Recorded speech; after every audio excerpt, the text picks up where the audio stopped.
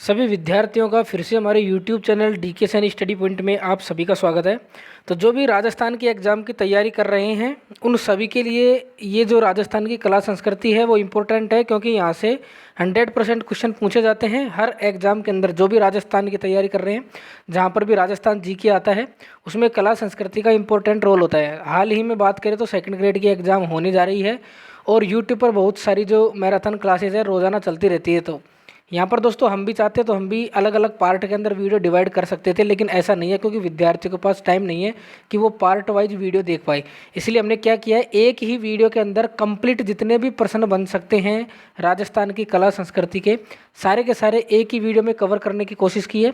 उसके बाद में दोस्तों इतिहास के, भूगोल के अलग अलग जो क्वेश्चन हैं वो हम एक ही वीडियो के अंदर यहाँ पर हम बताने वाले हैं। तो इस वीडियो में टोटल कला संस्कृति के जो क्वेश्चन हैं इंपॉर्टेंट, जो कि आरपीएससी पूछती है, वो हम यहाँ पर डिस्कस करेंगे। बिना टाइम वेस्ट करे वीडियो को स्टार्ट करते हैं। वीडियो काफ़ी लंबा होगा लेकिन सारे के सारे आपके जो टॉपिक है वो कवर हो जाएंगे। इसलिए दोस्तों चैनल को सब्सक्राइब जरूर करें और वीडियो को लाइक करें। चलिए दोस्तों करते हैं स्टार्ट। सबसे पहले नंबर का जो टॉपिक रहेगा वो रहेगा हमारा लोक देवता और देवियों का। तो सबसे पहले नंबर पे है पंचपीर। पंचपीर एवं रामदेव जी के संबंधित कुछ यहाँ पर बात की गई है। पंचपीर सबसे पहले तो कौन कौन से हैं वो देख लीजिए। इसकी एक ट्रिक होती है जिसका नाम है, आप इसको याद कर लीजिए, गोपा मेरा है। गोपा मेरा है। गो से गोगा जी, पाबू जी, मेहा जी मांगलिया, रामदेव जी और हडबू जी, ये 5 क्या है, पंचपीर हैं। गोपा मेरा है, ये ट्रिक आपको याद रखनी है। यदि गोपा मेरा है ये ट्रिक याद नहीं रहती है तो आप गोपाल मेरो है, ये एक आपने भजन सुना होगा, गोविंद मेरो है, गोपाल मेरो है, तो उस तरीके से भी आप इसको याद कर सकते हैं। तो ये ट्रिक हो जाएगी पंचपीरों को याद करने की। यहाँ पर देखिए, पाबू जी, हडबू जी, रामदेव जी, गोगा जी और मेहा जी मांगलिया, ये क्या है, मारवाड़ के पंचपीर हैं। और प्रश्न पूछा जाता है कि पंचपीरों में कौन शामिल नहीं है, तो वहाँ पर ऑप्शन में ज़्यादातर आपको तेजाजी देखने को मिलता है। तो तेजाजी क्या है, पंचपीर नहीं है, ये आपको ध्यान रखना है। नेक्स्ट देखिए, यहाँ पर पीरों के पीर के नाम से कौन से लोक देवताओं को यहाँ पर जाना जाता है। तो रामदेव जी को पीरों के पीर के नाम से जानते हैं। रामदेव जी का जन्म कहाँ पर हुआ था, ऊडू काश्मीर शिव तहसील बाड़मेर के अंदर रामदेव जी का जन्म हुआ था। आप यदि वीडियो भी नहीं देखना चाहते हैं तो आप लीड लगाकर कानों में इसकी केवल ऑडियो आपको सुननी है, ताकि आपका जो चीज़ें हैं वो रिवाइज हो जाए, क्योंकि आपने पूरी साल पढ़ा है, केवल आपको रिवाइज करना है, तो आप सुन के भी इनको रिवाइज कर सकते हैं। रामदेव जी के पिता का नाम क्या था, अजमल जी तंवार। क्या था, अजमल जी तंवार। रामदेव जी की माता जी का क्या नाम था, मैणा दे। क्या था, मैणा दे। रामदेव जी की वाइफ का नाम, पत्नी का नाम था नेतल दे, जो कि अमरकोट की पाकिस्तान की राजकुमारी थी। रामदेव जी के गुरुजी का क्या नाम था, रामदेव जी के गुरुजी का क्या नाम था वो आपको बताना है। वो है दोस्तों बालीनाथ जी। कौन है, बालीनाथ जी। रामदेव जी के घोड़े का क्या नाम था, रामदेव जी के घोड़े का नाम था लीला घोड़ा। रामदेव जी को किसका अवतार माना जाते हैं, कृष्ण का। रामदेव जी को कृष्ण का अवतार मानते हैं। रामदेव जी के भाई का नाम क्या था, वीरमदेव। क्या था, वीरमदेव। इसको बलराम का अवतार यहाँ पर मानते हैं। नेक्स्ट है, रामदेव जी ने किस पंथ की स्थापना की थी। रामदेव जी ने कामड़िया पंथ की स्थापना की थी। 13 ताली नृत्य किस लोक देवता की आराधना में यहाँ पर किया जाता है। तो इम्पोर्टेंट प्रश्न है, रामदेव जी की आराधना में 13 ताली नृत्य किया जाता है और कौन सी जाति करती है, कामड़ जाति। कामड़ जाति की जो महिलाएं हैं वो 13 ताली नृत्य जो है करती है। नेक्स्ट है, रामदेव जी की धर्म की बहन का नाम था डालीबाई और ये मेघवाल जाति की थी। तो मेघवाल जो भक्त है वो रामदेव जी को काफ़ी पूजते हैं। रामदेव जी ने जीवित जो समाधि ली थी वो कहाँ पर ली थी, कब ली थी, तो वो ली थी राम सरोवर की पाल रूणेचा जैसलमेर के अंदर ली थी और भाद्रपद शुक्ल एकादशी को यहाँ पर क्या ली थी, इन्होंने जीवित समाधि ली थी। नेक्स्ट, रामदेव जी का मेला कब भरता है, भाद्रपद शुक्ल द्वितीया से लेकर एकादशी तक इसका मेला भरता है। बाबेरी बीज किस तिथि को कहा जाता है, भाद्रपद शुक्ल द्वितीया को बाबेरी बीज यहाँ पर कहा जाता है। रामदेव जी के मेले का मुख्य आकर्षण क्या होता है, मुख्य आकर्षण यहाँ है कि सभी जाति के लोग इनको पूछते हैं, तो सांप्रदायिक सद्भाव और 13 ताली नृत्य इसका क्या है, प्रमुख आकर्षण है। रामदेव जी की ध्वजा जो होती है पंच पताका, वो नेजा कहलाती है। ये 5 रंगों की होती है, इसलिए इसको पचरंगी नेजा ध्वजा भी बोलते हैं। मेघवाल जाति के जो भक्त होते हैं उनको बोलते हैं रिखिया। क्या बोलते हैं, रिखिया। और ये टर्म जो है एग्जाम के अंदर पूछी जाती है। जो पैदल यात्री रामदेव जी के जाते हैं उनको क्या बोलते हैं, जातरू। क्या बोलते हैं, जातरू उनको बोलते हैं। रामदेव जी का जो रात्रि का जागरण होता है उसको जम्मा कहते हैं। छोटा रामदेवरा गुजरात के अंदर स्थित है। छोटा रामदेवरा कहाँ पर है, जूनागढ़ खुंडियावास अजमेर में भी छोटा रामदेवरा स्थित है। 24 बाणियाँ जो नामक ग्रंथ है वो उसकी रचना किसने करी थी, तो उसकी रचना दोस्तों यहाँ पर बाबा रामदेव जी ने करी थी। और रामदेव जी एक कवि भी थे। प्रश्न पूछा जाता है कि कौन से लोक देवता कवि भी थे जिसने 24 बाणियाँ नामक ग्रंथ की रचना करी थी, तो वो हो जाएगा बाबा रामदेव जी। एकमात्र ऐसे लोक देवता जो कवि भी थे, यहाँ पर देखिए नेक्स्ट प्रश्न यही पूछ लिया, तो वो हो जाएगा रामदेव जी क्या थे, कवि भी थे। रामदेव जी ने किस अत्याचारी का वध किया था, तो भैरव नामक एक तांत्रिक था, उसका रामदेव जी ने क्या किया था, वध किया था। नेक्स्ट है, रामदेव जी के जो मंदिर होते हैं उन मंदिर को बोलते हैं देवरा। रामदेवरा आपने सुना होगा, वही है ये। रामदेव जी के प्रतीक चिन्ह जो होते हैं वो पगले, रामदेव जी के जो पगले होते हैं वही क्या होते हैं, प्रतीक चिन्ह होते हैं। तो हमने रामदेव जी के बारे में पढ़ लिया। नेक्स्ट है लोक देवता पाबूजी राठौड़। तो पाबूजी से संबंधित जो जो क्वेश्चन बन सकते हैं वो देखिए। ऊँटों के देवता के रूप में कौन प्रसिद्ध है, पाबूजी। प्लेग रक्षक देवता किसको कहते हैं, पाबूजी को। नेक्स्ट है, पाबूजी का जो जन्म हुआ था वो कोलू गांव फलोदी के अंदर हुआ था। पाबूजी के पिता का नाम था धांधल जी राठौड़, अर्थात ये राठौड़ जाति से संबंधित थे। पाबूजी की माताजी का नाम था कमला दी। पाबूजी की घोड़ी का नाम था केसर कालमी। क्या था, केसर कालमी। नेक्स्ट है, बाईं ओर झुकी हुई पगड़ी, ये इसके लिए पाबूजी प्रसिद्ध है। पाबूजी को लक्ष्मण जी का अवतार जो है कहा जाता है, ये याद कर लेना, लक्ष्मण जी का अवतार पाबूजी है। मारवाड़ में सबसे पहले ऊंट कौन लेके आया था, तो वो लेके आए थे पाबूजी। ऊंट पालक जाति है रायका या रेवारी, अपने आराध्य देव किसको मानती है, पाबूजी को। पाबूजी की फड़का वाचन किस जाति के भोपे करते हैं, तो नायक जाति के जो भोपे हैं वो पाबूजी की फड़का वाचन करते हैं। और वाचन करते टाइम कौन सा वाद्य यंत्र बजाते हैं, रावण हत्ता वाद्य यंत्र का प्रयोग करते हैं। राजस्थान की सबसे लोकप्रिय जो पढ़ है वो पाबूजी की है। सबसे लोकप्रिय पूछेगा तो पाबूजी आपको टिक करना है। पाबूजी की फड़का वाचन करते हैं तो रावण हत्था वाद्य यंत्र का प्रयोग करते हैं। पाबूजी के पावड़े जो वीरता के गीत होते हैं उनको गाते समय माठ वाद्य यंत्र का प्रयोग किया जाता है। इसलिए दोस्तों पाबूजी लोक देवता क्या होते हैं, इंपॉर्टेंट होते हैं। अलग अलग वाद्य यंत्र देख लेना। पाबू प्रकाश एक ग्रंथ है, इसकी रचना किसने करी थी, आसिया मोडिया जी ने। यहाँ से 100% क्वेश्चन मिलेंगे। पाबूजी का मेला कब और कहाँ बढ़ता है, तो पाबूजी का मेला कोलूमंड फलोदी के अंदर चैत्र अमावस्या को बढ़ता है। नेक्स्ट देखिए दोस्तों, पाबूजी ने अपने किस बहनोई से देवल चारणी की गायों की रक्षा करते हुए प्राण त्यागे, तो पाबूजी ने जो है जिंदराव खींची से युद्ध लड़ा था। जायल के थे ये, नागौर के शासक थे जिंदराव खींची, इसी से लड़ते हुए वीरगति को प्राप्त हुए थे। पाबूजी की वीरगति का स्थान जो है वो देचू गांव जोधपुर के अंदर है। पाबूजी के सहयोगी कौन कौन थे, तो चांदा और डेमा, ये भील भाई थे दोनों, जो पाबूजी के क्या थे, सहयोगी थे। थोरी जाति के लोग अपना उद्धारक किसको मानते हैं, पाबूजी को। किसको मानते हैं, पाबूजी को। अब दोस्तों नेक्स्ट लोक देवता है अपने यहाँ पर गोगाजी चौहान। जाहर पीर, जाहर पीर का मतलब होता है साक्षात पीर। इसके नाम से कौन से लोक देवता प्रसिद्ध है, तो गोगा जी। गोगा जी को जाहर पीर की उपाधि देने वाले थे महमूद गजनबी, क्योंकि इसके साथ ही इन्होंने युद्ध किया था। नागों के देवता के रूप में भी इसी को पूजा जाता है, गोगा जी और तेजा जी को। गोगा जी का जन्म कहाँ पर हुआ था, ददरेवा चूरू के अंदर हुआ था। नेक्स्ट देखिए, गोगा जी के पिता का नाम था जेवर सिंह। गोगा जी की माता जी का नाम क्या था, बाछल दे। गोगा जी की पत्नी का नाम क्या था, केलम दे। केलम दे गोगा जी की पत्नी का नाम था। गोगा जी का जो प्रतीक चिन्ह होता है वो होता है पत्थर पर एक सांप की आकृति अंकित होती है, वही इसका क्या है, प्रतीक चिन्ह है। गोगा जी का जो थान होता है कौन से पेड़ के नीचे रहता है, सामान्यतः खेजड़ी वृक्ष के नीचे गोगा जी का क्या होता है, स्थान होता है। गोगा जी ने किससे युद्ध करते हुए वीरगति को प्राप्त हुआ, तो महमूद गजनबी से। युद्ध करते समय गोगा जी का जो शीश है वो कहाँ पर गिरा था, शीश मेड़ी ददरेवा चूरू के अंदर गिरा था। नेक्स्ट देखिए, गोगा जी का जो धड़ है वो कहाँ पर गिरा था, धुरमेड़ी गोगा मेड़ी नौहर हनुमानगढ़ के अंदर गिरा था धड़। गोगा मेड़ी में गोगा जी का मेला कब बढ़ता है, तो भाद्रपद कृष्ण नवमी को, गोगा नवमी को जो है गोगा जी का मेला बढ़ता है। गोगा राखड़ी किसान हल जोतने से पहले कहाँ पर बांधते हैं, अपने हल पर बांधते हैं, याद रख लेना ये। गोगा मेडी के मकरबे नुमा मंदिर का जो निर्माण था वो फिरोज शाह तुगलक ने करवाया था। गोगा मेडी के मंदिर को वर्तमान स्वरूप देने वाले थे बीकानेर के महाराजा गंगा सिंह। गैसे गंगा सिंह, गैसे गोगा जी। गोगा मेडी के मंदिर के मुख्य द्वार को जो है उस पर क्या लिखा हुआ है, बिस्मिल्लाह लिखा हुआ है। तो दोस्तों 10 मिनट हो चुकी है और 10 मिनट के अंदर अंदर हमने लगभग 70 क्वेश्चनों के आंसर यहाँ पर दे दिए हैं। तो इसी प्रकार से आपको जो है याद करते जाना है ताकि टाइम वेस्ट आपका ना हो, केवल सुनना है आपको।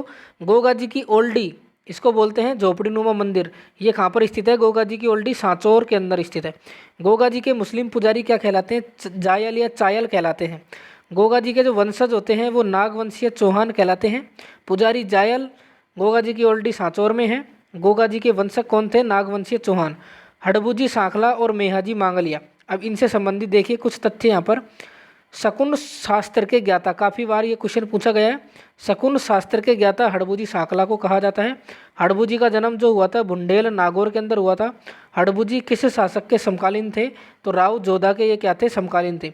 हड़बूजी ने राव जोधा को कौन सा राज्य पुनः प्राप्त करने का आशीर्वाद दिया था? तो मंडोर, अर्थात मंडोर जीतने का जो आशीर्वाद है वो हड़बूजी ने राव जोधा को दिया था। नेक्स्ट है हड़बूजी का मुख्य पूजा जो स्थान है वो कहाँ पर है? बेंगठी गांव फलोदी के अंदर है हड़बूजी का मुख्य स्थान। किस लोक देवता की गाड़ी की पूजा की जाती है? तो हड़बूजी की बैलगाड़ी की पूजा की जाती है। वे इस गाड़ी से पंगु गायों के लिए चारा लेकर आते थे, इसलिए इसकी पूजा की जाती है। हड़बूजी का जो वाहन है वो क्या है? सियार। नेक्स्ट देखिए, मेहाजी मांगलिया का मुख्य जो मंदिर है वो कहाँ पर है? बापिणी गांव जोधपुर के अंदर है। मेहाजी मांगलिया के घोड़े का नाम क्या था? किरण काबरा। क्या था? किरण काबरा मेहाजी मांगलिया के घोड़े का नाम था। किस लोक देवता के भोपों के वंश में वृद्धि नहीं होती है?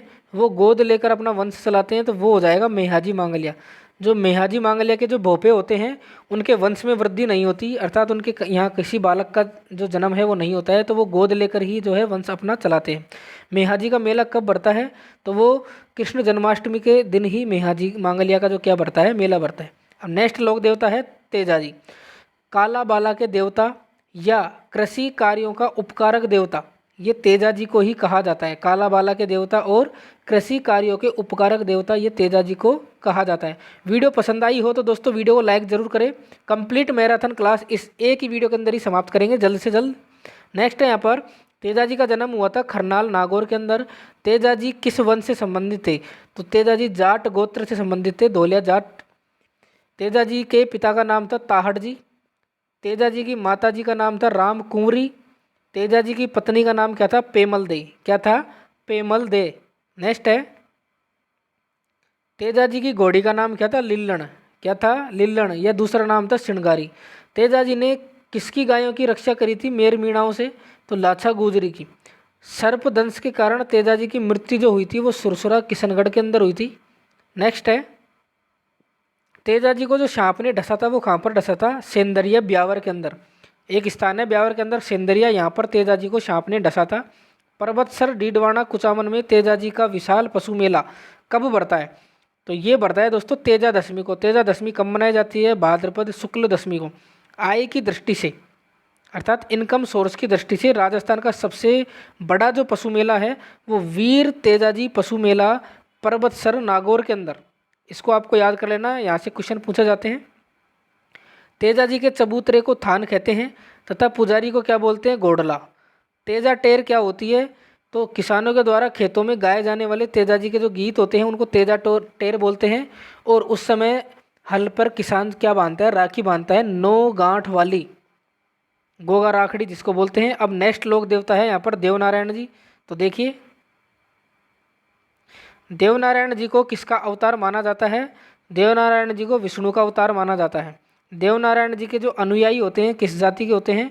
तो वो होते हैं दोस्तों गुर्जर जाति के। कौन से जाति के? गुर्जर जाति के। देवनारायण जी का जन्म कहाँ पर हुआ था? आसिंद भीलवाड़ा के अंदर। देवनारायण जी के पिता का नाम क्या था? सवाई भोज। देवनारायण जी की पत्नी का नाम था पीपल दे। देवनारायण जी का मुख्य पूजा स्थल कहाँ पर है? आसिंद भीलवाड़ा के अंदर। देवनारायण जी का मेला कब बढ़ता है? तो देवनारायण जी का मेला बढ़ता है भाद्रपद शुक्ल सप्तमी को। देवनारायण जी की फड़ की विशेषता ये होती है कि यह सबसे लंबी और सबसे प्राचीन फड़ है। किसकी? देवनारायण जी की जो फड़ है सबसे लंबी और सबसे प्राचीन फड़ यही है देवनारायण जी की। देवनारायण जी की फड़ का जो वाचन करते समय कौन से वाद्य यंत्र का प्रयोग किया जाता है? तो जंतर वाद्य यंत्र का प्रयोग किया जाता है। नेक्स्ट है यहाँ पर, किस लोक देवता की फड़ पर भारतीय डाक विभाग ने डाक टिकट जारी किया था? तो देवनारायण जी की फड़ पर डाक टिकट जारी किया था। देवनारायण जी के मंदिर में किसकी पूजा की जाती है? तो यहाँ पर बड़ी बड़ी ईंटों की, नीम की पत्तियों से पूजा की जाती है। औषधि के देवता के रूप में कौन प्रसिद्ध है? तो देवनारायण जी। देवनारायण जी को औषधि के रूप में इनको पूजा जाता है। अन्य लोक देवताओं की बात करें तो अन्य लोक देवता कौन कौन से हैं? तो उनके क्वेश्चन देख लीजिए यहाँ पर। सबसे पहले आ रहा है कि चार हाथों वाले देवता, चार हाथों वाले देवता के रूप में कौन विख्यात है? तो ये हो जाएगा कल्लाजी राठौड़। कल्लाजी राठौड़ ने किस युद्ध में अकबर की सेना से लड़ते हुए वीर गति को प्राप्त हुए थे? तो चित्तौड़गढ़ का जो तीसरा साका हुआ था 1568 के अंदर, तब कल्लाजी राठौड़ जो है वीर गति को प्राप्त हुए थे। कल्लाजी राठौड़ ने किसे अपने कंधों पर बिठाकर युद्ध किया था? तो यहाँ पर ये पूछा गया है। तो अपने चाचा जयमल राठौड़ को जो है अपने कंधों पर बिठाकर क्या किया था? युद्ध किया था। भूमि रक्षक देवता के रूप में भूमिया जी को पूजा जाता है। वर्षा के देवता कौन है? मामा देव जी। और किस लोक देवता को प्रसन्न करने के लिए भैंसे की बलि दी जाती है? तो कौन से लोक देवता को प्रसन्न किया जाता है? उस समय मामा देव को प्रसन्न करने के लिए भैंसे की बलि दी जाती है। मामा देव का प्रतीक चिन्ह क्या है? लकड़ी का जो तोरण होता है वो मामा देव का क्या है? प्रतीक चिन्ह है। नेक्स्ट देखिए यहाँ पर, मल्लीनाथ जी का प्रसिद्ध मंदिर तिलवाड़ा बालोतरा के अंदर है। तिलवाड़ा पशु मेला कौन सी नदी के किनारे भरता है? तो लूणी नदी के किनारे तिलवाड़ा पशु मेला भरता है। मल्लीनाथ जी का प्रसिद्ध स्थान भी यहीं पर है। भविष्य दृष्टा और चमत्कारी पुरुष किस लोक देवता को कहा जाता है? तो मल्लीनाथ जी को कहा जाता है। नेक्स्ट देखिए, जालोर क्षेत्र के लोक देवता तल्लीनाथ जी है। तल्लीनाथ जी का वास्तविक नाम गांगदेव राठौड़ था। जहरीला कीड़ा काटने पर किसके नाम का डोरा बांधते हैं? तो तल्लीनाथ जी के नाम का डोरा बांधते हैं। ओरण के जो देवता है, ओरण के देवता तल्लीनाथ जी है। कौन है? तल्लीनाथ जी है, याद कर लेना ओरण के देवता। शेरगढ़ जोधपुर के शासक जो सन्यासी बने थे वो हैं तल्लीनाथ जी। रूपनाथ जी जिसको जरडा जी भी बोलते हैं, ये पाबू जी के क्या थे? भतीजे थे।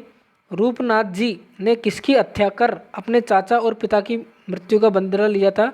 तो जिंदराव खींची की इन्होंने क्या करी थी? मृत्यु करी थी। देव बाबा का मंदिर जो है कहाँ पर है? देव बाबा का मंदिर है नगला जहाज भरतपुर के अंदर। ग्वालों के देवता पशु चिकित्सा के ज्ञाता देव बाबा को मानते हैं। ईलोजी की पूजा किस रूप में की जाती है? ईलोजी की पूजा छेड़छाड़ के देवता और अविवाहितों को दुल्हन दिलाने वाले देवता जो है ईलोजी, इसलिए इनको क्या किया जाता है? पूजा जाता है। नेक्स्ट है यहाँ पर, होली के अवसर पर किसकी सवारी निकाली जाती है? तो ईलोजी की। ईलोजी की जो सवारी है वो यहाँ पर निकाली जाती है। डूंग जी जवार जी किस जिले से संबंधित थे? तो सीकर के बठोत पाटोदा से संबंधित थे। धनी लोगों को लूटकर गरीबों में धन बांटने वाले लोक देवता यही थे, डूंग जी और जवार जी। बिग्गा जी का संबंध जो है वो जाखड़ समाज से है। कहाँ से है? जाखड़ समाज से बिग्गा जी का संबंध है। लोक देवता कंप्लीट हो चुके हैं। अब बारी आती है लोक देवियों की। लोक देवी देखिए यहाँ पर इंपॉर्टेंट प्रश्न काफ़ी बार पूछा गया है। चूहो वाली देवी के नाम से करणी माता प्रसिद्ध है। देशनोक बीकानेर में इनका क्या है? मंदिर है। यहाँ पर नेक्स्ट क्वेश्चन भी यही है। करणी माता के मंदिर में सफ़ेद चूहों को काबा कहा जाता है। इनको याद कर लेना, यहाँ से क्वेश्चन पूछे जाते हैं। बीकानेर के राठौड़ वंश की कुल देवी भी यही है, करणी माता। नेक्स्ट है यहाँ पर, जो जीर्ण माता है उसका मंदिर है रैवासा सीकर के अंदर। 2.5 प्याला शराब कौन सी देवी को चढ़ाते हैं? जीर्ण माता को चढ़ाते हैं। चौहानों की जो कुल देवी है वो ये जीर्ण माता ही है। चौहानों की कुल देवी क्या है? जीर्ण माता ही है। नेक्स्ट देखिए यहाँ पर, मधुमक्खियों की देवी भी जीर्ण माता को ही कहते हैं। कैला देवी का मंदिर कहाँ पर है? करौली में है। यदुवंशी जादौन राजवंश की कुल देवी कैला देवी है। कैला देवी के मंदिर के सामने किसकी छतरी है? बोहरा भगत की। किसकी है? बोहरा भगत की।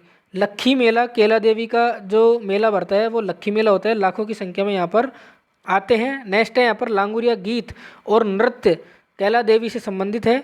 शीतला माता का मुख्य मंदिर चाकसू जयपुर के अंदर है। चेचक की देवी बच्चों की संरक्षिका, ये शीतला माता को ही कहते हैं। और किस देवी की खंडित रूप में पूजा की जाती है? तो शीतला माता जो है इसकी खंडित रूप में क्या की जाती है? पूजा की जाती है। शीतला माता जिसको हम महामाई या माता माई भी बोलते हैं। शीतला माता का वाहन क्या है और पुजारी कौन होता है? तो देखिए इसका वाहन होता है गधा और पुजारी कुमार होते हैं। बाशोडा एक त्यौहार होता है जो शीतला माता से संबंधित है। सचियाई माता का मंदिर ओसिया जोधपुर में है। सचियाई माता का मंदिर ओसिया जोधपुर में है। ओस वालों की कुलदेवी सचियाई माता इसको कहा जाता है। लोक देवता और लोक देवी कंप्लीट हो चुके हैं। अब बात आती है यहाँ पर राजस्थान के संत एवं संप्रदाय की। सबसे पहले हम पढ़ेंगे यहाँ पर जसनाती संप्रदाय, काफ़ी इंपॉर्टेंट है। जसनाती संप्रदाय के प्रवर्तक थे संत जसनाथ जी। संत जसनाथ जी का जो जन्म है वो कतरियासर बीकानेर के अंदर हुआ था। इनके गुरु का नाम गोरखनाथ जी है। क्या है? गोरखनाथ जी इनके गुरु का नाम है। नेक्स्ट देखिए, और जसनाती संप्रदाय की प्रमुख पीठ है वो कतरियासर बीकानेर में ही है। अग्नि नृत्य कौन से संप्रदाय की प्रमुख विशेषता है? तो अग्नि नृत्य जसनाती संप्रदाय में किया जाता है। और इनके टोटल नियम कितने हैं? 36 नियम। जसनाती संप्रदाय के 36 नियम हैं और जाम्बोजी के 29 नियम हैं। जसनाती संप्रदाय के प्रमुख ग्रंथ कौन से हैं? तो सिम्बुदड़ा और कोंडा। किस मुगल बादशाह ने जसनाथ जी को कतरियासर में भूमि दान करी थी? तो सिकंदर लोदी ने। सिकंदर लोदी ने कतरियासर में भूमि प्रदान करी थी। जसनाती संप्रदाय में परमहंस किसको कहते हैं? तो विरक्त साधुओं को। नेक्स्ट संप्रदाय है विश्नोई संप्रदाय, काफ़ी इंपॉर्टेंट संप्रदाय है। विश्नोई संप्रदाय के प्रवर्तक थे जाम्बोजी। इनका जन्म पीपसर नागौर में हुआ था। इनको विष्णु का अवतार कहा जाता है और इनको पर्यावरण वैज्ञानिक भी कहा जाता है जाम्बोजी को। इनके नियम कितने थे? 29 नियम थे। 29 नियम इनके थे, देखिए लिखा भी हुआ है यहाँ पर। 29 नियम थे विश्नोई संप्रदाय के, अर्थात जाम्बोजी के। विश्नोई संप्रदाय की जो मेन पीठ है वो नोखा बीकानेर के अंदर है, जबकि हमने जस्ट अभी पढ़ा है जसनाती की, वो बीकानेर में ही है लेकिन वो कतरियासर में है। लेकिन यहाँ पर इसकी विश्नोई की नोखा बीकानेर में।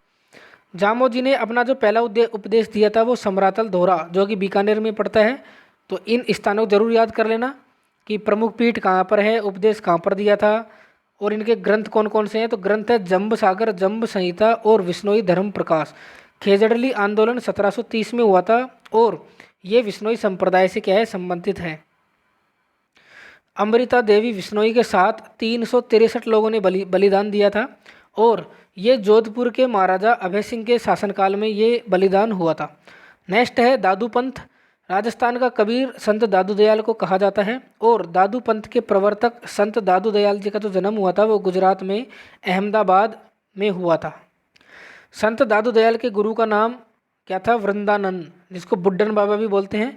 दादू जी ने अपना पहला उपदेश दिया था सांबर जयपुर के अंदर और यहीं इनकी प्रमुख पीठ भी है नैरेना जयपुर के अंदर। दादू जी की रचनाएं किस भाषा में हैं? तो ढूंढाड़ी सदुकड़ी भाषा में इनकी रचनाएं हैं। दादू जी के प्रमुख ग्रंथ जो हैं दादूरा दूहा, दादूरी वाणी, कायावेली। कायावेली जो है दादू जी का प्रमुख ग्रंथ है। दादू जी के सत्संग स्थल को क्या कहा जाता है? दरीबा। क्या कहा जाता है? अलख दरीबा। दादूपंथी शव का अंतिम संस्कार जो है वो कैसे करते हैं? शव को पशु पक्षियों के खाने के लिए जंगल में छोड़ देते हैं। दादू जी के कुल कितने शिष्य थे? दादू जी के टोटल 152 शिष्य थे, जिसमें से 52 शिष्य मैन थे, जिनको 52 स्तंभ भी कहते हैं। नेक्स्ट है दादू जी के प्रमुख शिष्य कौन कौन से थे? तो नाम है गरीबदास जी, मिस्किन दास जी, सुंदरदास जी, रज्जब जी, बालिंद जी। आजीवन दूल्हे के वेश में रहने वाले संत का नाम था संत रज्जब जी। दादू पंथ की कितनी शाखाएं हैं? तो 5 शाखाएं हैं। पांचों का नाम याद कर लेना यहाँ पर। खालसा, विरक्त, उत्तरादे, खाकी, नागा। नेक्स्ट है यहाँ पर नागा शाखा की स्थापना जो है वो किसने करी थी? संत सुंदर दयाल ने, संत सुंदर दास ने, जो कि दौसा के अंदर इनका वो बना हुआ है। दादू जी किस मुगल बादशाह के समकालीन थे? तो अकबर के समकालीन थे। अकबर से दादू जी की जो भेंट हुई थी वो हुई थी फतेहपुर सीकरी में। फतेहपुर सीकरी में 1585 के अंदर भेंट हुई थी। नेक्स्ट संप्रदाय पढ़ने वाले हम राम स्नेही संप्रदाय। वीडियो पसंद आई हो तो लाइक ज़रूर करें, सब्सक्राइब जरूर करें। राम स्नेही संप्रदाय के प्रवर्तक कौन थे? संत रामचरण जी थे। राम स्नेही संप्रदाय की प्रमुख पीठ कहाँ पर है? शाहपुरा भीलवाड़ा में। शाहपुरा में फूलडोल महोत्सव किस संप्रदाय द्वारा मनाया जाता है? तो राम स्नेही संप्रदाय के द्वारा फूलडोल महोत्सव मनाया जाता है। और राम स्नेही संप्रदाय की रैण शाखा जो कि नागौर के अंदर है, उसके प्रवर्तक कौन है? संत दरियाव जी। राम स्नेही संप्रदाय की सिंहतल शाखा जो कि बीकानेर में है, उसके प्रवर्तक है संत हरि रामदास जी। राम स्नेही संप्रदाय की खेड़ापा शाखा जो कि जोधपुर में है, इसके प्रवर्तक है संत रामदास जी। इंपॉर्टेंट प्रश्न आपके सामने है। अणभैवाणी ये ग्रंथ है और किसका है? रामचरण जी का। रामचरण जी का है, ध्यान रख लेना। रामदास और रामचरण जी में बहुत सारे विद्यार्थी कन्फ्यूजन होते हैं। तो रामचरण जी का क्या है? अणभैवाणी ग्रंथ है। राम स्नेही संप्रदाय के पूजा स्थल को राम द्वारा कहा जाता है। अब अन्य प्रमुख संत देख लीजिए कौन कौन से हैं और उनके संप्रदाय देख लीजिए। निरंजनी संप्रदाय के प्रवर्तक है संत हरिराम दास जी। ये ओनली हरिदास जी है, ध्यान रख लेना, कन्फ्यूजिंग आपको नहीं होना है। संत हरिदास जी, ओनली हरिदास जी है, राम यहाँ पर नहीं है। तो हरिदास जी किसके हैं? निरंजनी संप्रदाय के। संत हरिदास जी का मेन नाम था वो हरि सिंह साखला था, पहले ये डाकू थे। कलयुग का वाल्मीकि इसी को कहा जाता है। निरंजनी संप्रदाय की जो पीठ है वो कहाँ पर है? गाडा डीडवाना के अंदर है। नेक्स्ट है लाल दास जी संप्रदाय, जो है वो लाल दास जी ने चलाया था। संत लाल दास जी का जन्म धौली दीव अलवर के अंदर हुआ था। लाल दास जी संप्रदाय की प्रमुख पीठ जो है शेरपुर अलवर के अंदर है और नगला जाल भरतपुर में भी है। नेक्स्ट है यहाँ पर किस संप्रदाय में दीक्षित होने के लिए व्यक्ति को गधे पर बिठाकर मुंह काला करके घुमाया जाता है? तो वो लाल दासी संप्रदाय है। पीठ आपको बताई दी, नगला जहाज भरतपुर और अलवर के अंदर है शेरपुर। चरणदासी संप्रदाय के प्रवर्तक चरणदास जी है। इनका जो जन्म हुआ था डेरा अलवर में हुआ था और मेन जो पीठ है चरणदासी संप्रदाय की वो दिल्ली के अंदर है। नेक्स्ट देखिए यहाँ पर नादिर शाह के आक्रमण की जो भविष्यवाणी करी थी वो संत चरणदास जी ने ही करी थी। चरणदासी संप्रदाय के अनुयायी के 42 नियम हैं। 29 नियम आपने पढ़े थे विष्णुई संप्रदाय में जाम्बोजी में। 36 नियम आपने किस में पढ़े थे? जसनाती संप्रदाय में। और 42 नियम आप किस में पढ़ रहे हैं? चरणदासी संप्रदाय में। इनकी 2 शिष्या भी थी जिनका नाम था सहजोबाई और दयाबाई। इनके ग्रंथ भी हैं, उनको आप याद कर लेना। निष्कलंक संप्रदाय के प्रवर्तक संत माओ जी है। इनका जन्म साबला गांव डूंगरपुर के अंदर हुआ था। संत माओस जी के जो अनुयायी थे वो विष्णु का 10वां अवतार, जिसको कल के अवतार बोला जाता है, वो कहते हैं। चोपड़ा नामक जो ग्रंथ है वो संत माओ जी ने ही लिखा था। बेणेश्वर धाम की स्थापना किसने की थी? संत माओ जी ने करी थी। अलखिया संप्रदाय के प्रवर्तक संत लालगिरी जी थे। अलखिया संप्रदाय की मैन पीठ बीकानेर में है। गूदड़ संप्रदाय संत दास जी के। गूदड़ संप्रदाय की मैन जो पीठ है वो दांतड़ा भीलवाड़ा के अंदर है। नेक्स्ट देखिए यहाँ पर नवल संप्रदाय के प्रवर्तक, नवल संप्रदाय के प्रवर्तक है नवलदास जी। नवल संप्रदाय की जो पीठ है वो जोधपुर के अंदर है। परिणामी संप्रदाय प्राणनाथ जी इसके प्रवर्तक है और इसकी जो मेन पीठ है परिणामी संप्रदाय की वो पन्ना मध्य प्रदेश में और आदर्श नगर जयपुर के अंदर है। नेक्स्ट है भक्ति आंदोलन के संत कौन कौन से थे वो यहाँ पर देख लीजिए। राजस्थान की राधा मीराबाई को कहते हैं। मीराबाई का जन्म कुड़की गांव पाली में हुआ था। इनके पिताजी का नाम रतन सिंह था और इनके पति का नाम भोजराज, जो कि राणा सांगा के क्या थे? पुत्र थे। नेक्स्ट है मीराबाई किसकी भक्ति करती थी? तो श्री कृष्ण की भक्ति करती थी माधुर्य भाव से। और इनके गुरु का नाम संत रैदास जी थे या रविदास जी। मीराबाई ने अपना अंतिम समय गुजरात के द्वारका के अंदर बिताया था। वागड़ की मीरा, वागड़ की मीरा गौरी बाई को कहा जाता है। संत पीपा का वास्तविक नाम प्रताप सिंह खींची था। संत पीपा जो थे वो गागरोन झालावाड़ के शासक थे। इनके गुरु का नाम रामानंद था। ये दर्जी समुदाय से संबंधित थे, इसलिए याद कर लेना दर्जी समुदाय से संबंधित संत पीपा जी थे। और इनकी जो गुफा है, इनकी संत पीपा की जो गुफा है वो टोडा रायसिंह टोंक के अंदर है और संत पीपा का मंदिर समदड़ी बालोतरा के अंदर है। संत धन्ना का जो जन्म हुआ था वो कहाँ पर हुआ था? धुवन टोंक के अंदर। राजस्थान में भक्ति आंदोलन का अलग जगाने वाले जो पहले संत थे वो संत धन्ना ही थे। संत रैदास या रविदास इसकी छतरी कहाँ पर है? चित्तौड़गढ़ दुर्ग में। भक्त कवि दुर्लभ का जो संबंध है वो वागड़ क्षेत्र से है। राजस्थान का नरसिंह इसी को कहा जाता है। सूफी संत देख लीजिए बहुत सारे। भारत में चिश्ती सिलसिले के जो संस्थापक थे वो ख्वाजा मोइनुद्दीन चिश्ती थे। ख्वाजा मोइनुद्दीन चिश्ती किसके शासनकाल में भारत आए थे? तो पृथ्वीराज चौहान तृतीय के शासनकाल में आए थे। गरीब नवाज के नाम से ख्वाजा मोइनुद्दीन चिश्ती को ही यहाँ पर जाना जाता है, गरीब नवाज। ख्वाजा साहब की दरगाह कहाँ पर स्थित है? तो अजमेर में स्थित है। ख्वाजा साहब का उर्स रज्जब माह की 1 तारीख से 6 तारीख तक यहाँ पर बढ़ता है। सुल्तान उल हिंद, हिंद का आध्यात्मिक सम्राट ख्वाजा मोइनुद्दीन चिश्ती को कहा जाता है। हजरत शक्कर बाबा पीर की जो दरगाह है या जिसको नरहड़ के पीर भी कहा जाता है वो नरहड़ चिड़ावा झुंझुनू के अंदर है। वागड़ का धनी नरहड़ के पीर को कहा जाता है। काजी हमीदुद्दीन नागौरी की दरगाह नागौर के अंदर है। सुल्तान उल तारकीन जिसको सन्यासियों का सुल्तान कहा जाता है, तो ये उपाधि किसको दी थी? ये उपाधि दी थी दोस्तों काजी हमीदुद्दीन नागौरी को। और दोस्तों आधे घंटे के अंदर आधे घंटे के अंदर अब तक हमने टोटल 250 प्रश्न यहाँ पर आपको करवा दिए हैं। तो वीडियो को लाइक ज़रूर करें हमारी मेहनत के लिए। चलिए दोस्तों नेक्स्ट देखते हैं, यहाँ पर सब्सक्राइब जरूर करें चैनल को। नेक्स्ट टॉपिक है दोस्तों स्थापत्य कला, जिसमें हम मंदिर, दुर्ग और महल से संबंधित बात करेंगे। पहले नंबर का क्वेश्चन है यहाँ पर, राजस्थान में मंदिर स्थापत्य की जो गुर्जर प्रतिहार शैली है उसको किस नाम से जानते हैं? महामारू शैली के नाम से जानते हैं। नेक्स्ट है, महामारू शैली का जो विकास हुआ था 8 से लेकर 11वीं शताब्दी में हुआ था। ओसिया जोधपुर के मंदिर किस शैली के उत्कृष्ट उदाहरण हैं? तो गुर्जर प्रतिहार शैली के उत्कृष्ट उदाहरण है। नेक्स्ट देखिए, ओसिया का सचियाई माता का जो मंदिर है वो महामारू शैली में बना हुआ है। अरसद माता का जो मंदिर है आबानेरी दौसा के अंदर, वो भी प्रतिहार कालीन महामारू शैली में ही है। किराड़ू मंदिर बाड़मेर का के सोमेश्वर मंदिर को जो है राजस्थान का खजुराहो कहा जाता है। किराड़ू मंदिर जो कि बाड़मेर में है वो गुर्जर प्रतिहार शैली में ही बने हुए हैं। एक आयतन शैली में जो मंदिर बने होते हैं उनको बोलते हैं जिसमें केवल एक ही मुख्य मंदिर होता है। पंचायत शैली के मंदिर जो होते हैं इनमें मुख्य मंदिर के चारों कोणों पर 4 अन्य छोटे छोटे मंदिर होते हैं। भूमिज शैली का सबसे प्राचीन जो मंदिर है वो सेवाड़ी का जो जैन मंदिर है, सेजारी का जैन मंदिर है, वो भूमिज शैली का सबसे प्राचीन मंदिर है। मेवाड़ का जगत अंबिका मंदिर उदयपुर किस शैली का उदाहरण है? तो वो महामारू शैली का ही है।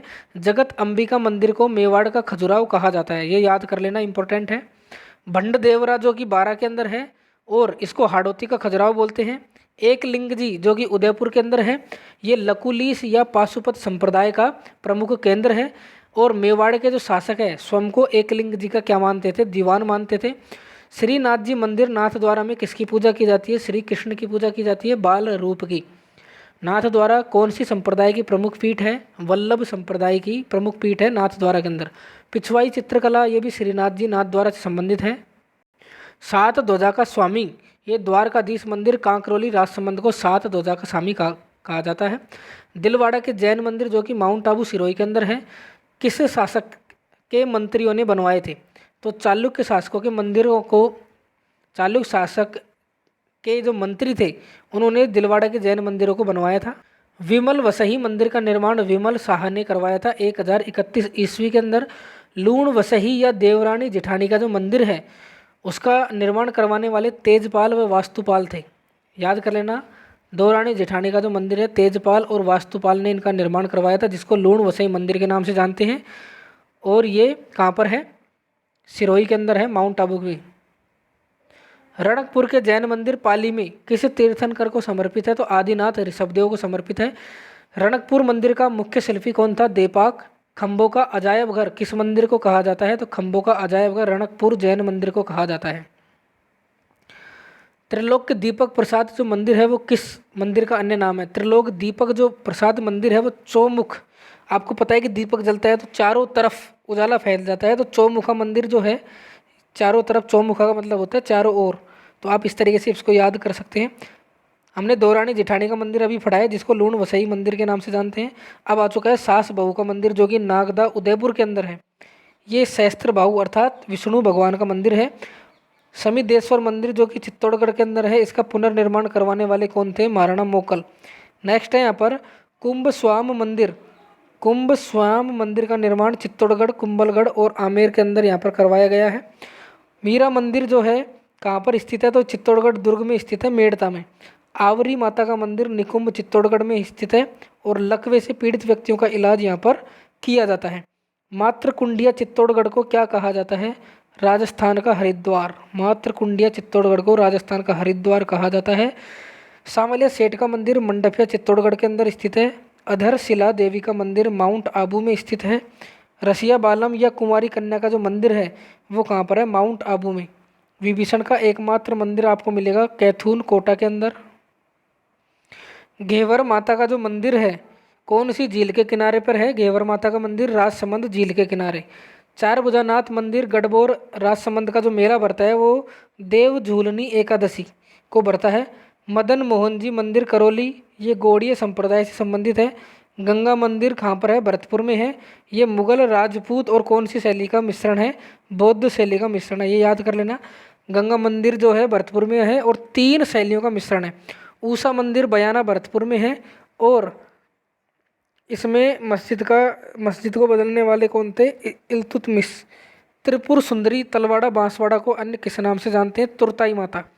तुरताई माता, त्रिपुर सुंदरी, तलवाड़ा बांसवाड़ा में इसका मंदिर है। अर्थूना बांसवाड़ा किस वंश की देन है? परमार वंश की। घोटिया अम्बा का मेला भरता है बांसवाड़ा के अंदर। परशुराम महादेव मंदिर पाली में है। राजस्थान का अमरनाथ इसको कहा जाता है। चामुंडा माता मंदिर जोधपुर में है, मेहरानगढ़ दुर्ग के अंदर, याद कर लेना। नेक्स्ट है महामंदिर जोधपुर, किस संप्रदाय की मैन पीठ है? नाथ संप्रदाय की मैन पीठ है जोधपुर महामंदिर में। रावण मंदिर कहाँ पर है? मंडोर जोधपुर में। मूछाला महावीर कहाँ पर है? गाणेराव पाली में। हर्षनाथ मंदिर सीकर किससे देवता को समर्पित है? तो भगवान शिव को। अब हम दुर्गों की बात कर लेते हैं। मेन जो दुर्ग है जिसको आप क्या बोलते हैं? किले। शुक्र नीति के अनुसार दुर्गों की श्रेणी कितनी है? 9 श्रेणी। शुक्र नीति के अनुसार 9 श्रेणी है। अधिकांश जो दुर्ग है वो पहाड़ी पर बने हुए हैं, इसलिए पहाड़ी पर जो दुर्ग बने होते हैं उनको गिरी दुर्ग बोला जाता है। चित्तौड़गढ़ जो दुर्ग है वो 2 श्रेणियों के अंदर आता है। एक तो इसको गिरी दुर्ग भी बोलते हैं, दूसरा इसको जल दुर्ग को छोड़कर लगभग सभी श्रेणियों में, अर्थात गिरी दुर्ग और जल दुर्ग दोनों को यदि छोड़ दिया जाए तो लगभग सभी श्रेणियों में चित्तौड़गढ़ दुर्ग यहाँ पर जो है आ जाएगा। अर्थात ये गिरी दुर्ग और जल दुर्ग यहाँ पर नहीं है, ध्यान रख लेना। कुंभलगढ़ दुर्ग राजसमंद किस पहाड़ी पर स्थित है? जरगा पहाड़ी पर। गागरोन दुर्ग झालावाड़ किस प्रकार का दुर्ग है? जल दुर्ग है। जैसलमेर दुर्ग किस प्रकार का दुर्ग है? तो धानवन दुर्ग है। रणथंभौर दुर्ग सवाई माधोपुर किस प्रकार का दुर्ग है? एरण दुर्ग और वन दुर्ग। लोहागढ़ दुर्ग भरतपुर किस प्रकार का दुर्ग है? पारीख दुर्ग है, अर्थात चारों तरफ खाई है इस भरतपुर के अंदर, इस दुर्ग के चारों तरफ। बटनेर दुर्ग हनुमानगढ़ में है, मिट्टी से बना ये दुर्ग है, धानवन दुर्ग है। जूनागढ़ दुर्ग बीकानेर, ये भी धानवन दुर्ग है। किस दुर्ग के बारे में कहा जाता है कि इसकी दीवारों के कान हैं? तो वो जूनागढ़ दुर्ग इसको ही कहा जाता है। जयगढ़ दुर्ग जयपुर का जो निर्माण है वो मिर्जा राजा जयसिंह और सवाई जयसिंह ने करवाया था। टाटाऊ और टैंक प्रणाली जयगढ़ दुर्ग के अंदर ही है, जल संग्रहण की व्यवस्था है। कौन सा किला अपनी बेल बूटों की कटाई के लिए प्रसिद्ध है? ये जालोर का किला। बेल बूटों की कटाई के लिए जालोर का किला प्रसिद्ध, ध्यान रख लेना। सीधे सीधे पूछे जाते हैं तो इसको आपकी विशेषता याद होनी चाहिए इन दुर्गों की। नाहरगढ़ दुर्ग जयपुर के अंदर है, जिसको सुदर्शनगढ़ के नाम से जाना जाता है। क्यों कहते हैं? क्योंकि ये श्री कृष्ण के सुदर्शन चक्र के समान है। माधवराजपुर जयपुर का जो किला है वो यह मराठा शैली में बना हुआ है। पचेवर का किला टोंक में है और अपने भित्ति चित्रों के लिए क्या है? ये प्रसिद्ध है। नेक्स्ट है देखिए, कुचामन का किला डीडवाना कुचामन, ये जागीरी किलों का क्या है? सिरमौर है। अहिर छत्रपुर दुर्ग, अहिर छत्रगढ़ दुर्ग, ये नागौर को कहते हैं। कौन से दुर्ग को यूनेस्को अवार्ड ऑफ एक्सीलेंस मिला है? नागौर दुर्ग को। तो यूनेस्को अवार्ड ऑफ एक्सीलेंस जो मिला है, एक्सीलेंस वाला, वो नागौर दुर्ग को मिला है। राजस्थान का वेल्लोर भैंसरोडगढ़ दुर्ग को कहा जाता है। नेक्स्ट है यहाँ पर, भैंसरोडगढ़ दुर्ग का निर्माण करवाने वाले 2 व्यापारी थे, भैंसा साय और रोडाचारण। मंडोर का किला जोधपुर में है और कौन सी नदी के किनारे हैं? नागदरी नदी के किनारे हैं। तिमनगढ़ का किला करौली के अंदर है, तिमनगढ़ का किला करौली में। शेरगढ़ का किला धौलपुर में है और चंबल नदी के किनारे पर है। शाहबाद का किला बारा में है, भामती पहाड़ी पर है। नेक्स्ट है, नवल बाण नामक तोप किस किले में है? बारा के अंदर है शाहबाद का किला, उसमें नवल बाण तोप है। किल किला, शंभू बाण, गजनी खां तोप जो है मेहरानगढ़ जोधपुर में है, सबसे ज़्यादा तोप यहीं है। गर्भ गुंजन तोप किस किले में है? गर्भ गुंजन तोप तारागढ़ दुर्ग बूंदी में है। गर्भ गुंजन तोप तारागढ़ दुर्ग बूंदी के महलों को भूत प्रेतों द्वारा निर्मित कहने वाले रुडयार्ड किपलिंग थे। बूंदी के तारागढ़ में चित्रशाला का निर्माण किसने करवाया था? तो महाराव उम्मेद सिंह ने करवाया था। चौभुजा किला कहाँ पर है? ये स्पष्ट नहीं है, कई छोटे छोटे किले हो सकते हैं। सज्जनगढ़ दुर्ग उदयपुर किस पहाड़ी पर स्थित है? बांसदारा पहाड़ी पर। विजय मंदिरगढ़ कहाँ पर है? बयाना भरतपुर में। राजस्थान का जिब्राल्टर तारागढ़ अजमेर को कहा जाता है। पृथ्वीराज चौहान तृतीय का स्मारक तारागढ़ अजमेर में बना हुआ है। मीरान साहब की दरगाह तारागढ़ अजमेर में ही है। घूंघट, गुगड़ी, बांद्रा, इमली, ये क्या है, बुर्जों के नाम हैं जो कि तारागढ़ अजमेर की बुर्ज हैं। फतेह प्रकाश महल किस दुर्ग में है, चित्तौड़गढ़ दुर्ग में है। अब ये संग्रहालय के अंदर है, न संग्रहालय का रूप इन्होंने ले लिया है। गोरा बादल महल और पद्मिनी महल कहाँ पर है, चित्तौड़गढ़ दुर्ग में। झाली रानी का मालिया कुंभलगढ़ दुर्ग में, झाली रानी का मालिया कुंभलगढ़ दुर्ग में है। झाली बाव बावड़ी और मामादेव कुंड, ये भी यहाँ पर ही है कुंभलगढ़ दुर्ग में। सुपारी महल, जोगी महल, ये रणथंभौर दुर्ग में है। रंग महल और मोती महल, रंग महल, मोती महल कहाँ पर है, मेहरानगढ़ जोधपुर के अंदर है। नेक्स्ट देखिए, शीश महल किस किले का सर्वाधिक सुंदर महल है। शीश महल आमेर किले का सर्वाधिक सुंदर महल है। कदम महल आमेर का क्या महत्व है, यह आमेर के राजाओं का राज तिलक होता। खेतड़ी महल झुंझुनू को शेखावटी का आवा महल भी कहा जाता है, खेतड़ी महल झुंझुनू को। मुबारक महल जयपुर का जो निर्माण करवाने वाले थे वो थे माधो सिंह द्वितीय, मेहमानों के लिए। मुबारक महल कौन सी शैली में बना हुआ है, तो राजपूत, मुगल और यूरोपीय, राजपूत, मुगल और यूरोपीय शैली में मुबारक जो महल है वो बना हुआ है। सुख महल बूंदी के अंदर है और जैत सागर झील के किनारे है। अब हम नेक्स्ट हम बात करने वाले हैं यहाँ पर महल, हवेलियाँ एवं छत्रियों के बारे में। डीग के जल महलों जो कि भरतपुर में है, उसके मंदिर का निर्माण बदन सिंह और सूरजमल जाट ने करवाया था। डीग को जल महलों की नगरी भी यहाँ पर कहा जाता है। सरिस्का पैलेस अलवर का जो निर्माण करवाया था वो महाराजा जयसिंह ने करवाया था, ड्यूक ऑफ एडिनबर्ग की यात्रा के लिए। सिलीसेड महल अलवर का जो निर्माण है वो महाराजा विनय सिंह ने करवाया था। एक थंबा महल मंडोर जोधपुर के अंदर है और एक थंबिया महल, दोनों याद कर लेना, कन्फ्यूजिंग वाले क्वेश्चन है ये।